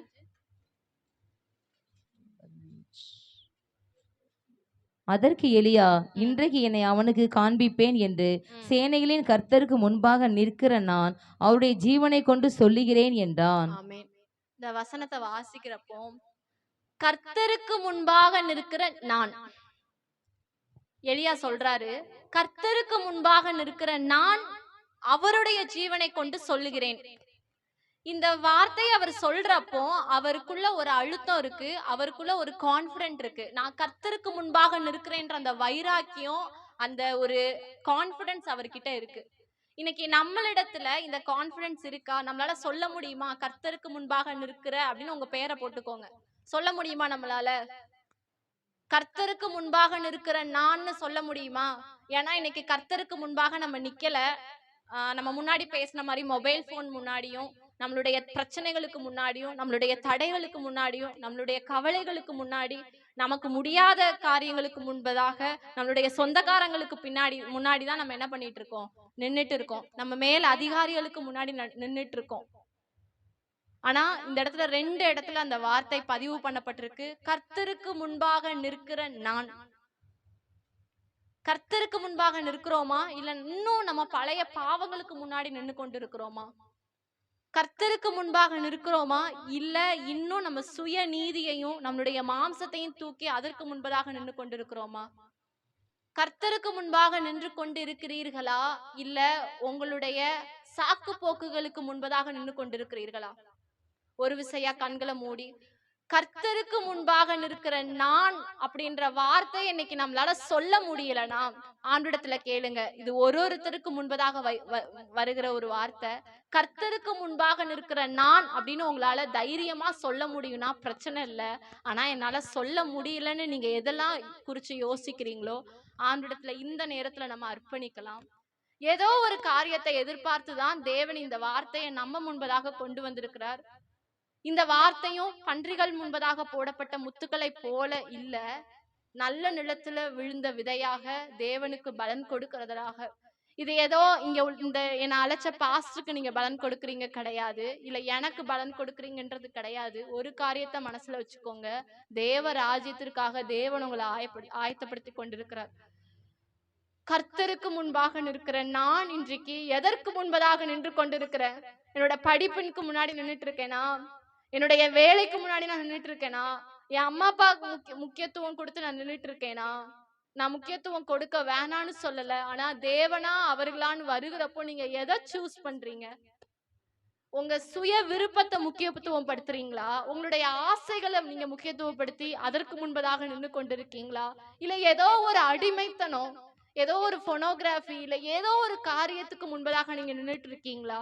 ஏதோ ஒரு போதை வஸ்துக்கு முன்னாடி நீங்க நின்றுட்டு இருக்கீங்களா? எதற்கு முன்பதாக நீங்க நின்று கொண்டிருக்கிறீங்க? இல்ல உங்க பெருமையின் முன்பதாக நீங்க நின்று கொண்டிருக்கீங்களா? இல்ல நீங்க இருக்கக்கூடிய ஸ்டேட்டஸ முன்னாடி வச்சு நின்றுட்டு இருக்கீங்களா? இல்ல நீங்க பார்க்கிற சபையில பார்க்கிற பொறுப்புகளை அதை மேன்மைப்படுத்தி அதற்கு முன்பதாக நின்று கொண்டிருக்கீங்களா? எதற்கு முன்பதாக நீங்க நின்று கொண்டிருந்தாலும் அது எல்லாம் வேஸ்ட். இந்த வார்த்தை நம்மளால சொல்ல முடியணும். கர்த்தருக்கு முன்பாக நிற்கிற நான், கர்த்தருக்கு முன்பாக நிற்கிற நான், கர்த்தருக்கு முன்பாக நிற்கிற ஒரு எலியாவாலதான் வானத்திலிருந்து அக்னியை இறக்க முடிஞ்சது. நம்மளால அப்படி சொல்ல முடியலன்னா நம்மளால எழுப்புதல் இந்த தேசத்துல வராது. நம்மளால எழுப்புதல் நம்ம குடும்பத்துல வராது. நம்மளால எழுப்புதல் நமக்குள்ளேயே வராது. ஏன்னா நம்ம கர்த்தருக்கு முன்பதாக நிற்கல. நம்ம அநேக நேரத்துல கர்த்தருக்கு முன்பதாக நிற்கிறோம்னு நினைக்கிறோம். ஆனா உண்மையா நீங்க உங்களை யோசிச்சு பாத்தீங்கன்னா அது இல்ல. அநேக நேரத்துல கர்த்தரை வேணான்னு சொல்லி விலக்கிட்டு, நமக்காக ஜீவனை கொடுத்த தேவத்தை விலக்கிட்டு, நான் பாகாலுக்கு பலிபீடம் கட்டி கொண்டிருக்கிறோம். உங்களை நீங்க சரண்டர் பண்ணுங்க. எதுல தேவன் உங்களை உணர்த்துறாரோ அதுல நீங்க சரண்டர் பண்ணுங்க. ஆவியானவர் நம்ம மத்தியில இருக்கிறாரு.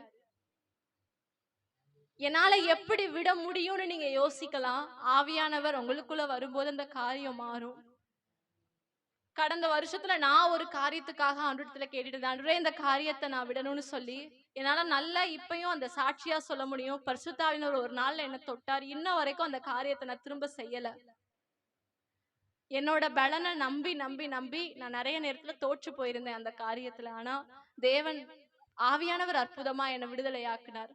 நீங்க உங்களை நம்பாதீங்க. ஆண்டவரே என்னால முடியல, இது எனக்கு பிரியம்தான், என்னோட பெருமை, என்னுடைய போஸ்டிங்க குறிச்சு இருக்கக்கூடிய காரியம், என்னுடைய வேலை, என்னுடைய தொழில், என்னுடைய உறவுகள், என்னுடைய சுயநீதி எல்லாமே எனக்கு பிடிக்கும் தான். ஆனா இன்றைக்கு இந்த வார்த்தைக்கு நேராக என்ன நான் திருப்புகிறேன். கர்த்தருக்கு முன்பாக நிற்கிற நான் அப்படின்னு சொல்லி, ஆண்டவரே ஜனங்களுக்கு முன்பதாக தைரியமா நான் இதை சொல்லணும், என்ன அப்படிப்பட்ட ஒரு பாதையில நீங்க நடத்துங்க ஆண்டவரே, என்ன நடத்துங்க. நான் அநேக நேரத்துல அநேக காரியங்கள்ல தவறி இருக்கிறேன். ஆனாலும் இந்த ஒரு விஷயம் ஆண்டவரே, இந்த கிருபையை எனக்கு தாங்க ஆண்டவரே, கிருபையை எனக்கு தாங்க. இயேசுவின் மூலம் கேட்கிறோம் பிதாவே, ஆமென். சரி, இப்போ காரியம் பாக்குறோம். கர்த்தருக்கு முன்பாக நிற்கிற நானுன்னு சொல்லி எலியாவால தைரியமா சொல்ல முடிஞ்சுச்சு. ஆனா நம்மளால என்ன பண்ண முடியல, சொல்ல முடியல. நீங்க அதை என்னன்றத நீங்க ஐடென்டிஃபை பண்ணி தேவ சமூகத்துல ஒப்பு கொடுக்கும் போது, தேவன் நம்ம வாழ்க்கையில பெரிய காரியங்களை செய்யறதுக்கு, நம்ம வாழ்க்கையில அப்படின்னு வர்றப்போ நம்ம மூலமா நம்ம தேசத்துல, ஏன்னா இன்னைக்கு தேசம் என்ன பண்ணப்படலாம், சந்திக்கப்படல. நான் கடந்த நாட்கள்ல ஞானேஷ் அண்ணான்னு ஒரு அண்ணா உண்டு நாகர்கோயில்ல. அவங்க வாலிபர் மத்தியில ஊழியம் பண்ணிட்டு இருக்கிறவங்க. அவங்கள சந்திக்க நேர்ந்தப்போ அவங்ககிட்ட ஒரு காரியம் கேட்டேன். நான் எல்லா இடத்துக்கும் ஊழியத்துக்கு போறேன், ஆனா என் குடும்பம் இன்னும் சந்திக்கப்படல அண்ணா, இதை நான் எப்படி எனக்கு எடுத்துக்கிறதுன்னு எனக்கு தெரியல. அப்போ அவங்க எனக்கு ஒரு காரியத்தை சொல்லி புரிய வச்சாங்க. சுபாவோட பார்வையில சுபாக்கு அவங்க அம்மாவும் அப்பாவும் முக்கியம், உனக்கு தான் அவங்க அம்மா அப்பா. ஆனா தேவனுடைய பார்வையில அவங்க ஒரு ஆத்துமா தான். உனக்கு அம்மா அப்பான்றதுக்காக ஆண்டு உடனே ரட்சித்திட மாட்டாரு. நீ ஊழியம் செய்யறன்றதுக்காகலாம் இல்ல, எல்லார போல அவருக்கு அது ஒரு ஆத்துமா தான். அப்ப இன்னைக்கு நம்ம குடும்பம், நம்ம சபைன்ற அந்த ஒரு தாட்டை நம்ம மாத்திட்டு, இந்த முழு உலகமும் தேவனுக்கு முன்பதாக ஒரு குடும்பமாக இருக்கிறது. இன்னைக்கு நம்ம பிள்ளைக்காக நம்ம வேதனைப்படுறோம். மணிப்பூர்ல நடந்த ஒரு விஷயத்துக்கு நம்ம வேதனைப்படல. ஏன்னா தேவனுடைய பார்வை நம்மளுடைய பார்வையாக இல்ல. தேவன் எல்லாரையும் ஒண்ணு போல பார்க்கிறார். பட்சபாதம் இல்லாத ஒரு தேவன் அவர். இப்ப இன்னைக்கு நம்ம அப்படி பார்க்கிறோமா? எனக்கு அந்த காரியத்தை கேட்டு நான் உடைஞ்சேன். இது வரைக்கும் நம்ம பாரம் எடுத்து ஜெபிச்சிருக்கோம் மத்தவங்களுக்காக. ஆனா நான் என் அம்மா அப்பான்னு வர்றப்ப இன்னும் கொஞ்சம் கரிசனை இருக்கும் எனக்கு. அன்னைக்கு நான் என்ன உடைச்சேன். கரெக்டு தான் ஆண்டவரே, உங்களுக்கு முன்பதாக அவங்க ஒரு ஆத்துமா தான். எனக்கு வேணா அவங்க ரொம்ப பிரியமா இருக்கலாம், ஆனா உங்களுக்கு முன்பதாக அவங்க ஒரு ஆத்துமா தான். நீங்க பாக்குற மாதிரிதான் இனி நானும் அவங்கள பாக்கணும்னு சொல்லி, அப்ப நாங்க இந்த காரியத்தை 2 நாளைக்கு முன்னாடி நாங்க தியானிக்கிறப்போ, எங்களோட டீம்ல நாங்க தியானிக்கிறப்போ ஒரு விஷயம் அங்கேயும் லாஸ்ட் டைம் உங்களுக்கு வந்தாங்கல்ல ஜோசம், அவங்க வந்துட்டு எங்க எல்லார்கிட்டயுமே இந்த காரியத்தை தான் அவங்களும் எக்ஸாக்டா சொன்னாங்க. நம்மளுடைய குடும்பம் அப்படின்றது நம்ம வீடு மட்டும் கிடையாது. இந்திய தேசம் நம்மளுடைய குடும்பம். இந்த முழு உலகமும் நம்மளுடைய குடும்பம். அப்ப அங்க ஒரு ஆத்துமா வீணா போனாலும் அது நம்மளுடைய குடும்பத்துல இருந்து போறதுதான். அப்ப கர்த்தருக்கு முன்பாக நிற்கிற நானும் நம்மளால தைரியமா சொல்ல முடியும்னா, ஒவ்வொரு ஆத்மாவையும் நம்மளால என்ன பண்ண முடியும் அப்படின்னா, அவங்கள நித்திய வேதனையில இருந்து நம்மளால அவங்கள சேவ் பண்ண முடியும். கர்த்தருக்கு முன்பாக நிற்கிற எலியாவால எழுப்புதலை கொண்டு வர முடியும் அப்படின்னா, கர்த்தருக்கு முன்பாக நிற்கிற நான் நம்மளால எப்ப சொல்ல முடியுதோ அப்ப நம்மளால எழுப்புதலை கொண்டு வர முடியும் இந்த தேசத்துல.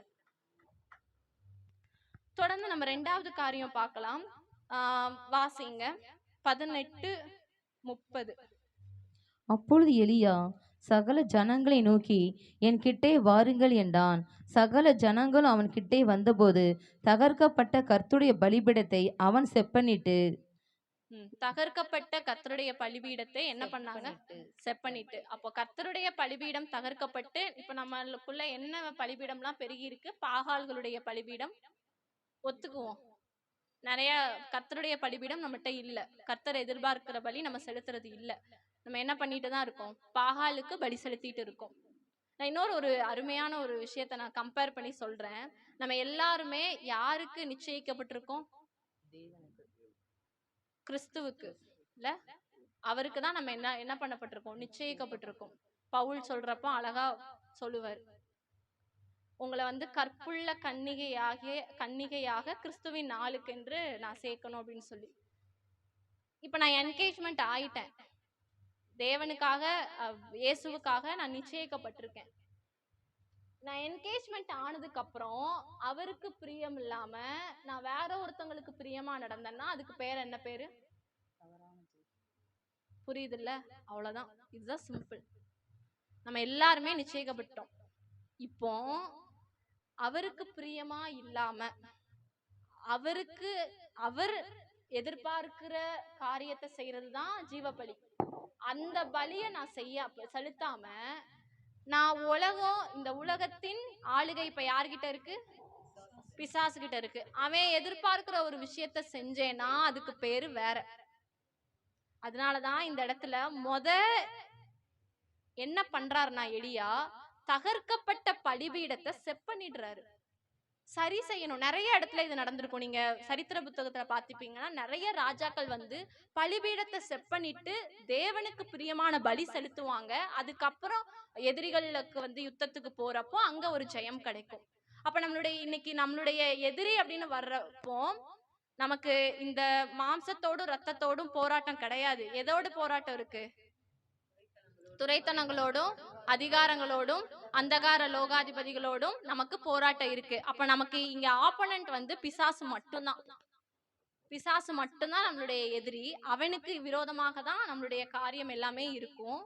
இப்ப அவனை நான் ஜெயம் கொள்ளணும் அப்படின்னா, ஏன்னா அவன் தான் என்ன பண்றான்? சுவிசேஷம் இந்த ஜனங்களுக்குள்ள போகாத படிக்கு ஜனங்களுடைய இருதயத்தை குருடாக்கி வைத்திருக்கிறது யாரு? பிசாசு. நம்மளுடைய காரியம் என்னன்னா ஜனங்கள் ரட்சிக்கப்படணும். ஆனா அவன் என்ன பண்ணி வச்சிருக்கான்? குருடாக்கி வச்சிருக்கான். இப்ப இதுல நம்ம ஜெயம் எடுக்கணும்னா முதலாவது நம்ம செய்ய வேண்டிய காரியம் பாகாலின் பலிபீடங்கள் நம்ம கிட்ட இருந்து தகர்க்கப்படணும். புரியுதா இந்த காரியம்? ஏன்னா அவன் குருடாக்கி வச்சிருக்கான். அதுக்கு காரணமும் நம்ம தான். நம்மளே என்ன பண்றோம்? அவனுக்கு பலி செலுத்துறோம் அப்படின்னா அவன் இன்னும் என்ஜாய் பண்ணி அவனுடைய காரியங்களை வந்து செய்ய ஆரம்பிக்கிறான். அப்ப இன்னைக்கு நம்மளுடைய வாழ்க்கையில என்னென்ன காரியங்கள் எல்லாம் தகர்க்கப்பட்டிருக்கு கொஞ்சம் யோசிச்சு பாருங்க. ஆரம்பத்துல இருந்த அதே வாஞ்சை உங்ககிட்ட இருக்கா? ஆரம்பத்துல இருந்த அதே வேத வாசிப்பு உங்ககிட்ட இருக்கா? ஆரம்பத்துல இருந்த அதே ஜப வாழ்க்கை உங்ககிட்ட இருந்துச்சா? இருக்கிறதா? ஒரு காரியத்துல என்னுடைய ஜபத்துல 1% நான் பின்னாடி வந்துட்டாலும் அது எனக்கு பேக் ஸ்லைடிங் தான், பின்மாற்றக்காரன் தான் அவனுக்கு பேரு. பின்மாற்றம் அப்படின்னு வர்றப்போ நான் வந்துட்டு ஏதோ ஒரு விஷயத்துக்கு அடிக்ட் ஆகுறது, ட்ரிங்க்ஸ் பண்றது, ஸ்மோக் பண்றது அப்படி கிடையாது. நான் ஜெபிச்சிட்டு இருந்தேன். இந்த ஜெபம் ஒரு மணி நேரம் நான் ஜெபிச்சிட்டு இருந்தேன். இப்ப 50 நிமிஷம் தான் நான் ஜெபிக்கிறேன் அப்படின்னா நம்ம பின்மாற்றத்துல இருக்கிறோம். ஏன்னா வசனம் என்ன சொல்லுதுன்னா, நீங்கள் எதுவரையில் தேறி இருக்கிறீர்களோ அது முதற்கொண்டு ஒழுங்காய் நடந்து கொண்டு அடுத்த லெவலுக்கு போகணுமா நம்ம. இப்ப நம்ம 1 மணி நேரம் ஜெபிச்ச ஜெபம் இப்ப எப்படி குறைஞ்சிருக்கு? 50 நிமிஷமா. வாரத்துல எல்லா நாளும் சபைக்கு வந்தது இப்ப எப்படி குறைஞ்சிருக்கு? சண்டே மட்டும் நம்ம போயிட்டு இருக்கோம். அப்படிதானே? சுவிசேஷம் டெய்லி அறிவிச்சிட்டு இருந்த நம்ம இன்னைக்கு யாராவது சுவிசேஷம் சொல்ல போனா அவங்க கூட நம்ம போய்ப்போம். கரெக்டா? இப்படி நம்மளுடைய வாழ்க்கையில எவ்வளவு பின்மாற்றங்கள் இருக்கு. இந்த பின்மாற்றத்தை மாற்றணும். எத்தனை இடத்துல நம்ம பின்மாறி போயிருக்கிறோம். நம்மளுடைய வேத வாசிப்பு எப்படி இருக்கு? நீங்க அதிகமா வேதத்தோடு நேரம் செலவு பண்ண ஆட்டோமேட்டிக்கா தேவனுடைய பாரம் உங்களுடைய பாரமாக மாறும். நம்ம வேதத்தை எப்போ வேணான்னு சொல்லிட்டு, ஜெப நேரத்தை எப்போ வேணான்னு சொல்லிட்டு நம்ம வரோமோ பாரம் வராது. சபைக்கு வந்து உக்காந்தா பாரம் வராது. ஏன்னா வேதத்தை வாசிக்க போது மட்டும்தான் தேவனுக்கு எது பிரியம் அப்படின்ற ஒரு விஷயம் நமக்கு தெரியும். அதுல அவர் சொல்றாரு, ஒரு ஆத்மா கெட்டு போகிறது கூட என்னுடைய சித்தம் இல்ல. இன்னைக்கு எங்க ஊழியத்துடைய தரிசனத்தை நாங்க சொல்றப்போ அநேகர் எங்களை ஏளனமா கேட்டிருக்காங்க. தரிசனம் என்ன அப்படின்னா, ஒரு பாவி கூட இல்லாத இந்தியா. அது எப்படி? அவிசுவாசம். அது எப்படி ஒரு பாவி கூட இல்லாத இந்தியா நீங்க சொல்லுவீங்க? வசனம் சொல்லுது, ஒரு ஆத்துமா கூட கெட்டு போகிறது என்னுடைய சித்தம் இல்லைன்னு. அப்ப ஆண்டு அங்க போய் பேசுறாரா? அவருடைய விருப்பம் அதுவா இருக்கு. அதுதான் நம்மளுடைய விருப்பமா மாறணும். ஒரு பாவி கூட இல்லாத இந்த தேசமாக மாறணும்னு சொல்லி. இப்ப இது நடக்கணும் அப்படின்னா பாகால்களுடைய பலிபீடங்கள் நம்மளுடைய வாழ்க்கையில தகர்க்கப்படணும். நம்ம அநேகருக்கு நல்ல முன்மாதிரியா இருந்தோம். இப்போ ரட்சிக்கப்பட்ட ஆரம்பத்துல ஒவ்வொரு விஷயத்தையும் கனமா எண்ணி செஞ்சோம். பாய் விரிக்கிறது கூட, சேர் போடுறது கூட. இப்ப நம்ம சபைக்கு வந்து ஒரு 5 வருஷம் 6 வருஷம் ஆயிடுச்சுன்னா நமக்கு என்ன வந்துரும், நம்ம வந்து இங்க சீனியர், நமக்கு அடுத்து யார் வராங்களோ அவங்க பண்ணிக்கிட்டோம். கரெக்டா? இந்த மாதிரிலாம் ஒரு தாட் நமக்குள்ள வருது இல்ல? இதெல்லாம் பின்மாற்றம். நம்ம நினைக்கிறோம் அதெல்லாம் நான் மேல வந்துட்டேன், சபையில நான் இவ்வளவு நாள் இருக்கிறேன், அதனால அதெல்லாம் நான் செய்ய வேண்டாம் அப்படின்னு சொல்லி.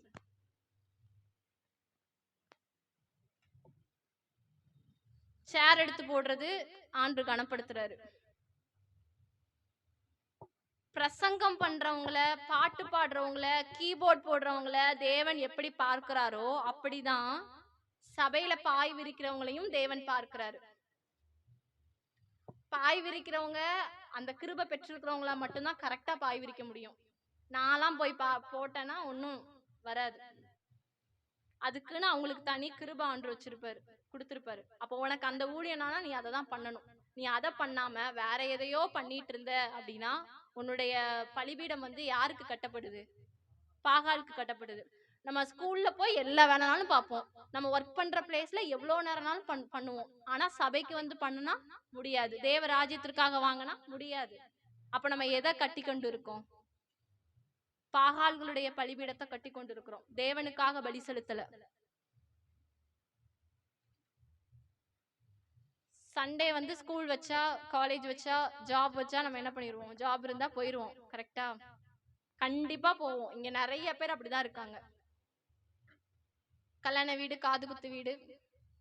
சமீபத்துல ஒரு செய்தி, எங்க கூட இருக்கிற தெரிஞ்சவங்களோட சபையில உடன் ஊழியர் சண்டே வந்து காது குத்து வீட்டுக்கு போனாங்களாம். நம்ம வந்து கேக்குற போது ஓகே, ஆனா தேவன் இதை குறிச்சு எப்படி வேதனைப்பட்டிருப்பாரு? அதுக்காகவா அபிஷேகம் பண்ணி உடன் ஊழியரா ஆண்டு அழைச்சாரு? இன்னொரு விஷயம் என்னன்னா, விருந்து வீட்டுக்கு போவதை காட்டிலும் துக்க வீட்டுக்கு போறது நலம் இல்ல. அப்போ நான் என்னோட ரிலேட்டிவ்ஸ் கூட நான் டைம் ஸ்பெண்ட் பண்ணலாம், அதெல்லாம் வேணான்னு சொல்லல. ஆனா அது எதை பாதிக்க கூடாதுன்னா தேவனுடைய ராஜ்யத்தை பாதிக்க கூடாது. அன்னைக்கு ஊழியம் இருந்தா நம்ம போக கூடாது. நான் இங்க நின்னு பேசுறேன், அதை செய்யாம வந்துட்டு நான் பேசினா எனக்குள்ள ஒரு குற்ற மனசாட்சி இருக்கும். கர்த்தருடைய பிரசங்க பீடத்துல நின்னு நான் சொல்றேன், இந்நாள் வரைக்கும் என்னை அழைத்த தேவன் உண்மையுள்ளவரா என்னை எல்லா இடத்துலயும் உண்மையா நடத்தி வராரு. எந்த இடத்துலயும் என் ஃபேமிலியை நான் நிறைய இடத்துல ஃபேமிலி ஃபங்க்ஷனுக்கு போகாம அவாய்ட் பண்ணியிருக்கேன். இதனால நிறைய பேரை நான் இழக்க வேண்டியது கூட என் வாழ்க்கையில வந்திருக்கு. எங்க சொந்த தாய் மாமா எனக்கு அவங்கதான் எல்லாம். அவங்க கிட்டயே நான் ஒரு 3 இப்போ பேசுறதே இல்லை, கிட்டத்தட்ட 4 வருஷம் ஆச்சு.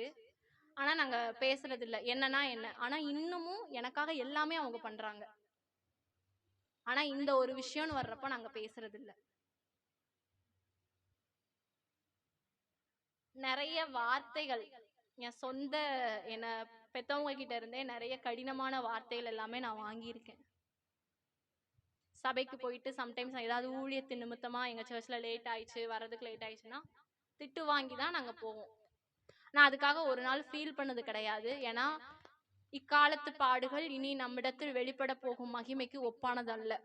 எனக்கு தெரியும் ஆண்டை நான் அழைச்சிருக்கிறாரு, இப்படிப்பட்ட ஒரு சூழ்நிலைக்குள்ள போகணும்ன்றதை எனக்கு சொல்லிட்டாரு. இதுக்கப்புறம் நான் உட்காந்துட்டு ஆண்டே என்னை இவங்க திட்டுறாங்களே, இவங்க பாசம் எனக்கு கிடைக்கலையே நான் சொல்லி புலம்பி நோ யூஸ். ஆனா என் குடும்பத்துல நான் எந்தெந்த உறவுகளெல்லாம் இழந்தேனோ அதே உறவுகள் கிட்ட இருந்து எப்படி அன்பு கிடைக்குமோ அதே அன்பு எனக்கு தேவனிடத்துல இருந்து கிடைச்சிச்சு, தேவ ஜனங்களிடத்துல இருந்து கிடைச்சது. அதுதான் ரொம்ப நான் பார்த்து வியந்த ஒரு விஷயம். எங்கெங்கெல்லாம் நான் ஃபீல் பண்ணணும் என் ஃபேமிலியில எனக்கு இவங்க கிட்ட இருந்து அன்பு கிடைக்கல, இவங்களை நான் விட்டுட்டு வந்தேன் அப்படின்னு நான் யாரெல்லாம் யோசிச்சேனோ நான் என் சபையில அந்த முழு அன்பையும் நான் பெற்றுக்கொண்டேன். தேவ பிள்ளைகள். என் குடும்பமா நான் ஆவிக்குரிய குடும்பத்தை தான் நான் பார்க்கிறேன். எனக்கு ரத்த சம்பந்தமா ஒரு குடும்பம் இருக்கலாம். ஆனா அது இந்த சரீரம் மரிக்கிற வரைக்கும் தான் அந்த குடும்பம் என் கூட வரப்போகுது. நித்தியமாய் வரப்போகிறது என்னோட இந்த ஆவிக்குரிய குடும்பம் தான். இங்க இருந்து நான் அங்க போக விரும்பல, அங்க இருக்கிறவங்கள இங்க கூட்டிட்டு வர விரும்புறேன். இதுதான் இன்னைக்கு நம்ம கிட்ட தேவன் எதிர்பார்க்கிற ஒரு பாரம். அழிந்து போகிற ஆத்துமாக்களை, ஏன்னா அவங்களுடைய ஆத்துமாக்கள் எல்லாம் பிசாசு என்ன பண்ணிருக்கானா கட்டி வச்சிருக்கிறான். ஒரு வசனம் இயேசு சொல்றப்போ சொல்றாரு, நீங்கள் பூமியிலே எவைகளை கட்டவிழ்ப்பீர்களோ அவைகள் பரலோகத்தில், பூமியில எவைகளை கட்டுவீர்களோ அவைகள். நம்ம இதை ஈஸியா நம்முடைய ஆசீர்வாதத்துக்காகவே யூஸ் பண்ணிட்டு இருக்கோம். ஆனா ஒரு விஷயத்தை புரிஞ்சுக்கோங்க, பூமியில பிசாசனுடைய ஆளுகையினால அநேக ஆத்துமாக்கள் கட்டப்பட்டிருக்கு. இந்த கட்டப்பட்ட ஆத்துமாவை தேவன் என்ன பண்ண சொல்றாருன்னா கட்டவிழ்த்து பரலோகத்துல நம்மளை கட்ட சொல்றாரு. அதுதான் அதோட அர்த்தம். அதுக்குதான் உங்களுக்கும் எனக்கும் ஸ்பெஷல் காலிங்கே. நமக்கு எல்லா அதிகாரமும் ஆண்டு கொடுத்துட்டாரு. மத்தேயு 28 போய் வாசிச்சீங்கன்னா, பூமியில சகல அதிகாரமும் எனக்கு இருக்கு, அதனால நீங்க புறப்பட்டு போன்னு சொல்றாரு. அப்ப நான் புறப்பட்டு போறதுக்கு பாகாலுடைய பலிபீடத்தை தகர்த்துட்டு தேவனுக்காக நான் பலி செலுத்துறதுக்கு யோசிக்கவே வேண்டாம். முழு அதிகாரமும் அவர் கையில இருக்கு. ஒரு நிமிஷம் நம்மள அர்ப்பணிக்கலாம். என்னென்ன காரியங்கள் நம்ம கிட்ட தகர்க்கப்பட்ட காரியங்கள் இருக்கு? பாகால்கள் பலிபீடங்கள் எது கட்டப்பட்டிருக்கு, தேவனுடைய காரியங்கள் எது தகர்க்கப்பட்டிருக்கு? 2 விஷயம் நம்ம நோட் பண்ண போறோம். நம்மள நிதானித்து அறிந்தால் நாம் நியாயம் தீர்க்கப்படும். யோசிச்சு பாருங்க, தேவனுக்காக நீங்க என்னெல்லாம் செஞ்சீங்க, இப்ப அதுல இருந்து எப்படிலாம் பின்னாடி வந்திருக்கிறீங்க. அர்ப்பணிங்க. தேவன் கிரியை செய்ய உண்மையுள்ளவரா இருக்கிறார். மறுபடியுமாக அதே காரியத்துல நீங்க சாட்சி சொல்லத்தக்கதாக உங்களை எடுத்து நிறுத்தி பயன்படுத்த தேவன் போதுமானவரா இருக்கிறார். அவருடைய கிருபை போதுமானதாக இருக்கிறது. பாகால்களுடைய பலிபீடங்கள் எது கட்டப்பட்டு கொண்டிருக்கிறது? உங்களுடைய மொபைல் போன் அடிக்ஷனா இருக்கலாம். இன்னைக்கு நிறைய பேர் அதுதான், நிறைய டைம் அதுலதான் நமக்கு வேஸ்ட் ஆகுது. நம்மளுடைய சொந்தங்களுக்காக, நம்மளுடைய வேலைக்காக, இது எல்லாம் ஒரு நாள்ல அழிஞ்சு போயிரும். இன்னைக்கு யாருமே இந்த குறித்த உணர்வு நமக்கு இல்ல. வேலை வேலை வேலை வேலைன்னு ஓடி தேவ ராஜ்யத்திற்காக நம்ம அநேக காரியங்களை இழக்கிறோம். யோசிச்சு பாருங்க, தேவன் உங்களிடத்துல ஒரு காரியத்தை எதிர்பார்த்து நிற்கிறார். நீங்க ஒரு காரியத்துல மாறணும். ரொம்ப இல்ல, ஏதோ ஒரு காரியம் பின்மாற்றம், ஏதோ ஒரு காரியத்துல பாகால்களுடைய பலிபீடம் கட்டப்பட்டு கொண்டிருக்கிறது நம்மளுடைய வாழ்க்கையில. என்ன காரியம்னு யோசிச்சு பாருங்க. ஹல்லேலூயா, ஹல்லேலூயா, ஸ்தோத்திரம். நன்றி இயேசுவே. அப்பா, நாங்க விடணும்னு நினைக்கிற காரியத்தை விடுகிறதுக்கு எங்களுக்கு கிருபை தாங்க.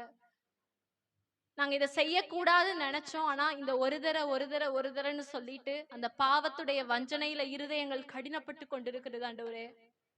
அப்பா, மாற்றுங்க. சத்துரு தந்திரமா சொல்லுவான் இதெல்லாம் பாவம் கிடையாது.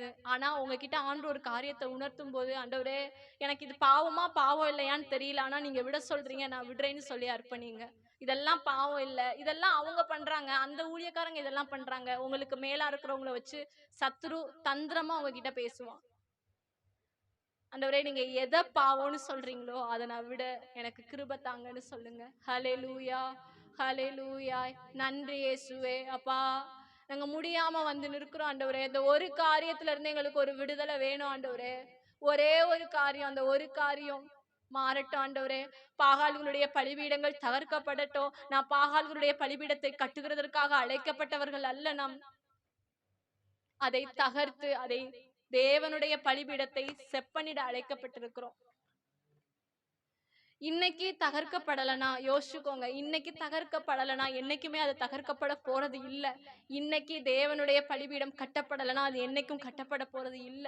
இன்றைக்குதான், நாளைக்குன்னு யோசிச்சுட்டு இருந்தீங்கன்னா முடியாது. இன்னைக்கு நைட்டு நம்மளுடைய தேவனுடைய வருகை இருந்தா என்ன பண்ணுவோம்? இன்னைக்கு நம்மளுடைய முடிவு இருந்துச்சுன்னா என்ன பண்ணுவோம்? ஒரு ஊழியக்காரர் மிஷினரி சொல்றப்போ அவர் எப்படி ஊழியம் பண்ணுவார்னா, இதுதான் எனக்கு கொடுக்கப்பட்ட கடைசி நாள்னு சொல்லிட்டு அவர் ஒவ்வொரு நாளும் கடைசி நாள்ல ஓடுனா அவருடைய ஓட்டம் எப்படி இருக்குமோ அப்படி ஓடுவாராம். இன்னைக்கு அப்படிப்பட்ட ஒரு நினைவு இருக்கிறதா நமக்குள்ள? காலங்கள் உங்களுடைய கரத்துல இருக்குதுன்னு சொல்லிட்டு ரொம்ப என்ஜாய் பண்ணி இந்த லைஃபை வாழ்ந்துட்டு இருக்கோம். ஆனா இன்னும் கொஞ்ச நாள் தான். இன்னைக்கு கூட நாளைக்கு கூட யாருக்கும் தெரியாது.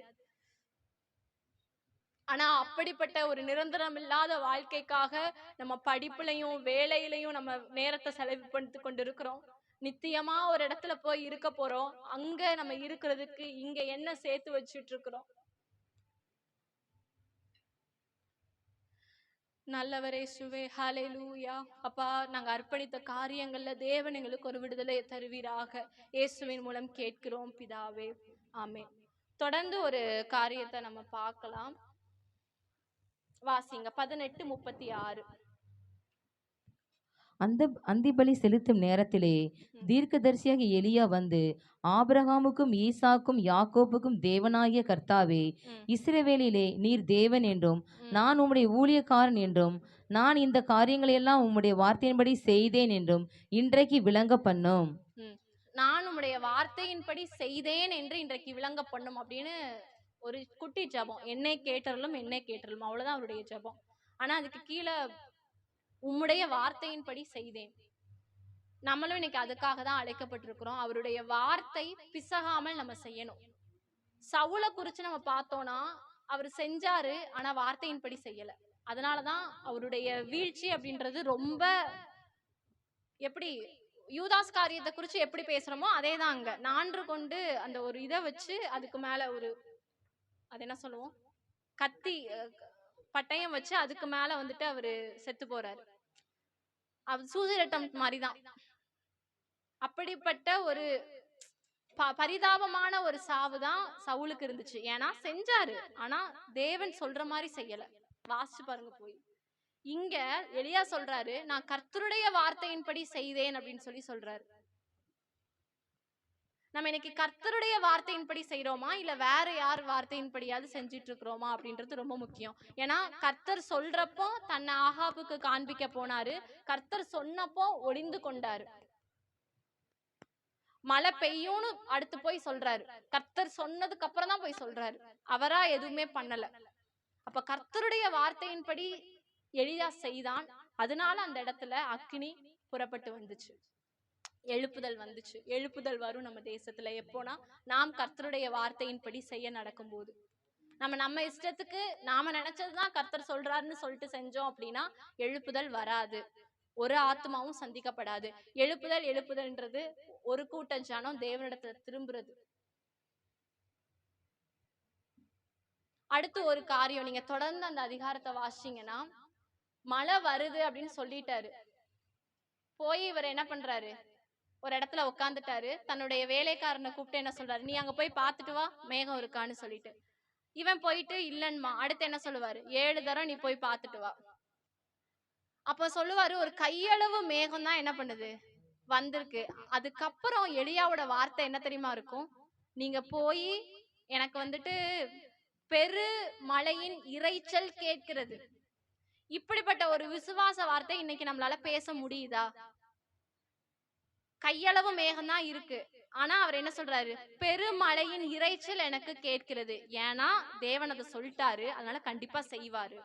அந்த வார்த்தை, விசுவாச வார்த்தைய அறிக்கை செய்யறாரு எலியா. இன்னைக்கு நம்ம அநேக நேரத்துல நம்மளுடைய சூழ்நிலைகளை கண்டு நமக்கு கொடுத்த வாக்குத்தத்தங்களே என்ன பண்றதில்ல, அறிக்கை பண்றதில்ல. எங்க நடக்க போகுது, என் குடும்பம் இவ்வளவு இப்படி இருக்கு, எங்க ஆண்டவர் என்னெல்லாம் பயன்படுத்த போறாரு, எனக்கு ஒண்ணுமே தெரியல. நீங்க ஒருவேளை எனக்கு ஒண்ணுமே தெரியல, ஆண்டவர் என்னை எப்படி பயன்படுத்த முடியும் அப்படின்னு யோசிச்சுட்டு இருந்தீங்கன்னா, உங்களுக்கு முன்பதாக ஒரு சாட்சியா நான் நிக்கிறேன். ஏன்னா எனக்கு பேக்ரவுண்ட் கிடையாது, எந்த ஒரு கிறிஸ்தவ பின்னணியத்துல இருந்து நான் வளரல. தேவன் என்னை இவ்வளவு பயன்படுத்த முடியும் என்று சொன்னால், நீங்களாம் ரொம்ப காலமா சபையில இருக்கிறீங்க. நான் ஒரு சண்டே ஸ்கூல் அட்டன் பண்ணது கிடையாது, ஒரு யூத் மீட்டிங் அட்டன் பண்ணது கிடையாது. ஒரு யூத் மீட்டிங் அப்பவும் நான் உட்கார்ந்து அழுவேன். என்னால போக முடியாது யூத் மீட்டிங்க்கு. 3 நாள் கேம்ப்லாம் நடக்கிறப்போ 3 நாள் நான் உட்கார்ந்து அழுதுருக்கேன், விடலையே அப்படின்னு சொல்லிட்டு. ஆனா அதை பார்த்த தேவன் உண்மை உள்ளவர். இன்றைக்கு 3 நாள் கேம்பை எடுத்து நடத்துறதுக்கு தேவன் என்ன பயன்படுத்திட்டு இருக்கிறார். அப்போ என்னால முடியாது, என் சூழ்நிலை இப்படி இருக்கு, என்னோட வேலை இப்படி இருக்கு அப்படின்னு நீங்க யோசிச்சுட்டு இருக்கலாம். ஆனா விசுவாச வார்த்தைய பேசுங்க. நான் பேசினேன் அன்னைக்கு.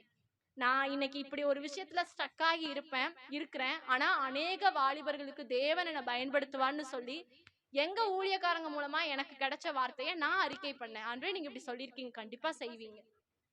அதுக்கான சூழ்நிலை இப்பயும் இல்லை என் குடும்பத்துல. அப்ப என்ன சூழ்நிலையோ அதே சூழ்நிலை தான் என் குடும்பத்துல இருக்கு. ஆனா தேவன் என்னை பயன்படுத்துற விதம்ன்றது வேற மாதிரி இருக்கு.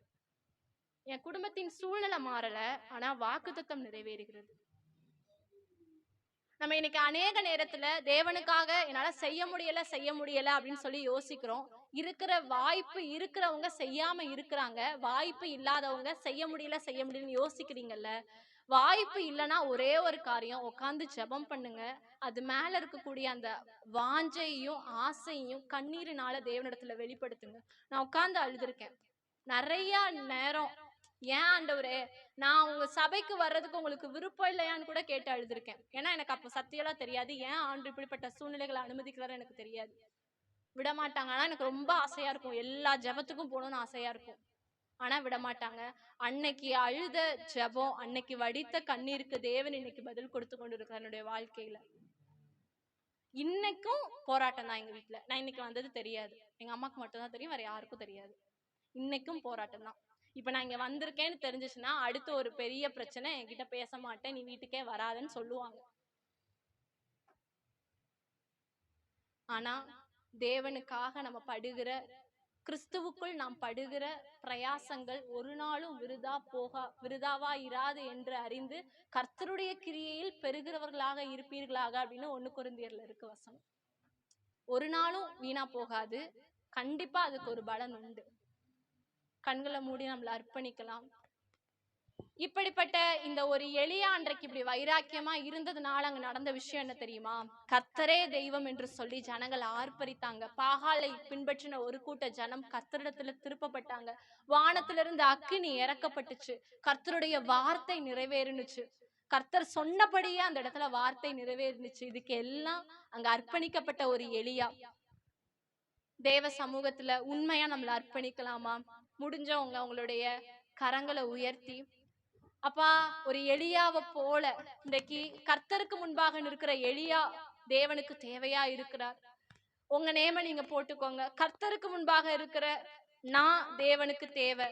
கர்த்தருக்கு முன்பாக நிற்கிற என்ன கொண்டுதான் இந்த தேசத்துல எழுப்புதல், பாகால்களுடைய பலிபீடங்கள் தகர்க்கப்படும். இந்த தேசத்துல அக்கினி இறக்கப்பட வேண்டும் என்று சொன்னால் இந்த தேசத்தின் ஜனங்கள், என் தெருவில் இருக்கிற ஜனங்கள், என் குடும்பத்துல இருக்கிற ஜனங்கள், என்னை சுற்றிலும் இருக்கிற ஜனங்கள் கர்த்தரே தெய்வம் கர்த்தரே தெய்வம் என்று சொல்லி ஆர்ப்பரிக்க வேண்டும் என்று சொன்னால் கர்த்தருக்கு முன்பாக நிற்கிற ஒரு எலியா எழும்பி ஆக வேண்டும்.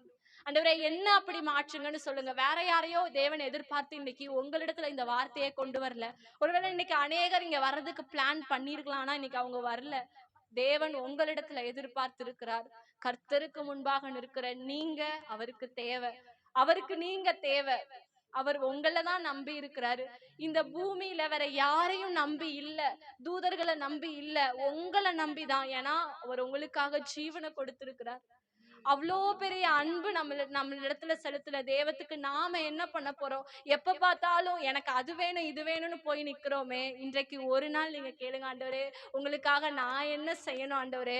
உங்களுக்காக நான் என்ன இழக்கணும் ஆண்டவரே? எனக்காக இவ்வளவும் இழந்து பரலோகத்தின் எல்லா மகிமை மேன்மையை இழந்து முடிய குமாரனை இந்த பூமிக்கு நீர் அனுப்புனீரே. அப்ப எங்களை போல பாடுகள் பட்டாரே அவரும். அப்ப எங்களை போல நிறைய காரியங்களை சகிச்சு ஆண்டவரே இந்த பூமியில தன்னுடைய ஜீவனை கொடுத்தாரு. கடைசி துளி ரத்தம் மட்டும் கொடுத்தாரு. ஆண்டவரே, எங்களை மாற்றுங்க. இன்னைக்கு நான் எந்தெந்த இடத்துல எல்லாம் மாறணும்னு நீங்க நினைக்கிறீங்களோ அதுல என்ன மாற்றுங்க ஆண்டவரே. ஒரு மாற்றத்தை எதிர்பார்த்து உங்களுடைய இடத்துல நிற்கிறோம்னு சொல்லுங்க. உங்களுடைய சத்தங்கள் உயரட்டும், உங்களுடைய சத்தங்கள் உயரட்டும். இங்க நிற்கிற ஒரு மனுஷனை குறித்து நீங்க வெட்கப்படாதீங்க. உங்க பக்கத்துல இருக்கிறவங்களை பார்த்து நீங்க வெட்கப்படாதீங்க. உங்களை கொண்டு எழுப்புதல் வரணும்னா நீங்க தான் அதுல காரியங்களை செய்யணும். நான் கடந்த நாட்கள்ல ஒரு புக்கு வாசிச்சேன், பாஸ்டர் ரோமில்டன் அவங்களுடைய புக்கு. அதுல ஒரு வார்த்தை இப்படி இருந்துச்சு: தேசத்துல எழுப்புதல் வர வேண்டும்னா நீ சபையின் முன்னாடி போய் சொல்லு, எனக்கு முன்னாடி இருந்த என்னுடைய ஜெபம் இல்ல, எனக்கு முன்னாடி இருந்த ஆத்தும தாகம் எனக்கு இல்ல, முன்னாடி இருந்த வேதத்தை தியானம் எனக்கு இல்லைன்னு நீ எப்போ சபையில நீ தைரியமா சொல்றியோ அப்பதான் உன் தேசத்துல எழுப்புதல் வரும்னு நான் வாசிச்சேன். அது உண்மை.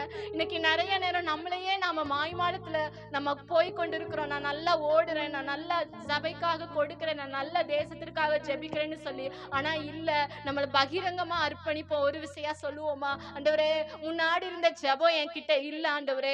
முன்னாடி இருந்த அந்த ஐக்கியம், உங்களோடு கூட இருந்த ஐக்கியம் என்கிட்ட இல்ல ஆண்டவரே. முன்னாடி இருந்த அந்த வைராக்கியம் எனக்குள்ள இல்ல ஆண்டவரே. ஒரு எலியா வைராக்கியம் உள்ளவனா அன்றைக்கு இருந்தானே, இன்றைக்கு உங்களுடைய வைராக்கியம் எதுல இருக்கு? உங்களுடைய வேலையை குறித்து, உங்களுடைய பெருமையை குறித்து, உங்களுடைய ஸ்டேட்டஸை குறிச்சு, இல்ல உங்களுடைய ஏதோ ஒரு காரியத்தை குறிச்சு உங்களுக்கு இருக்கிற வைராக்கியத்தை எடுத்து போடுங்க. தேவனுக்காக வைராக்கியம் கொண்டு தேவனிடத்துல உங்களை அர்ப்பணிக்கலாமா?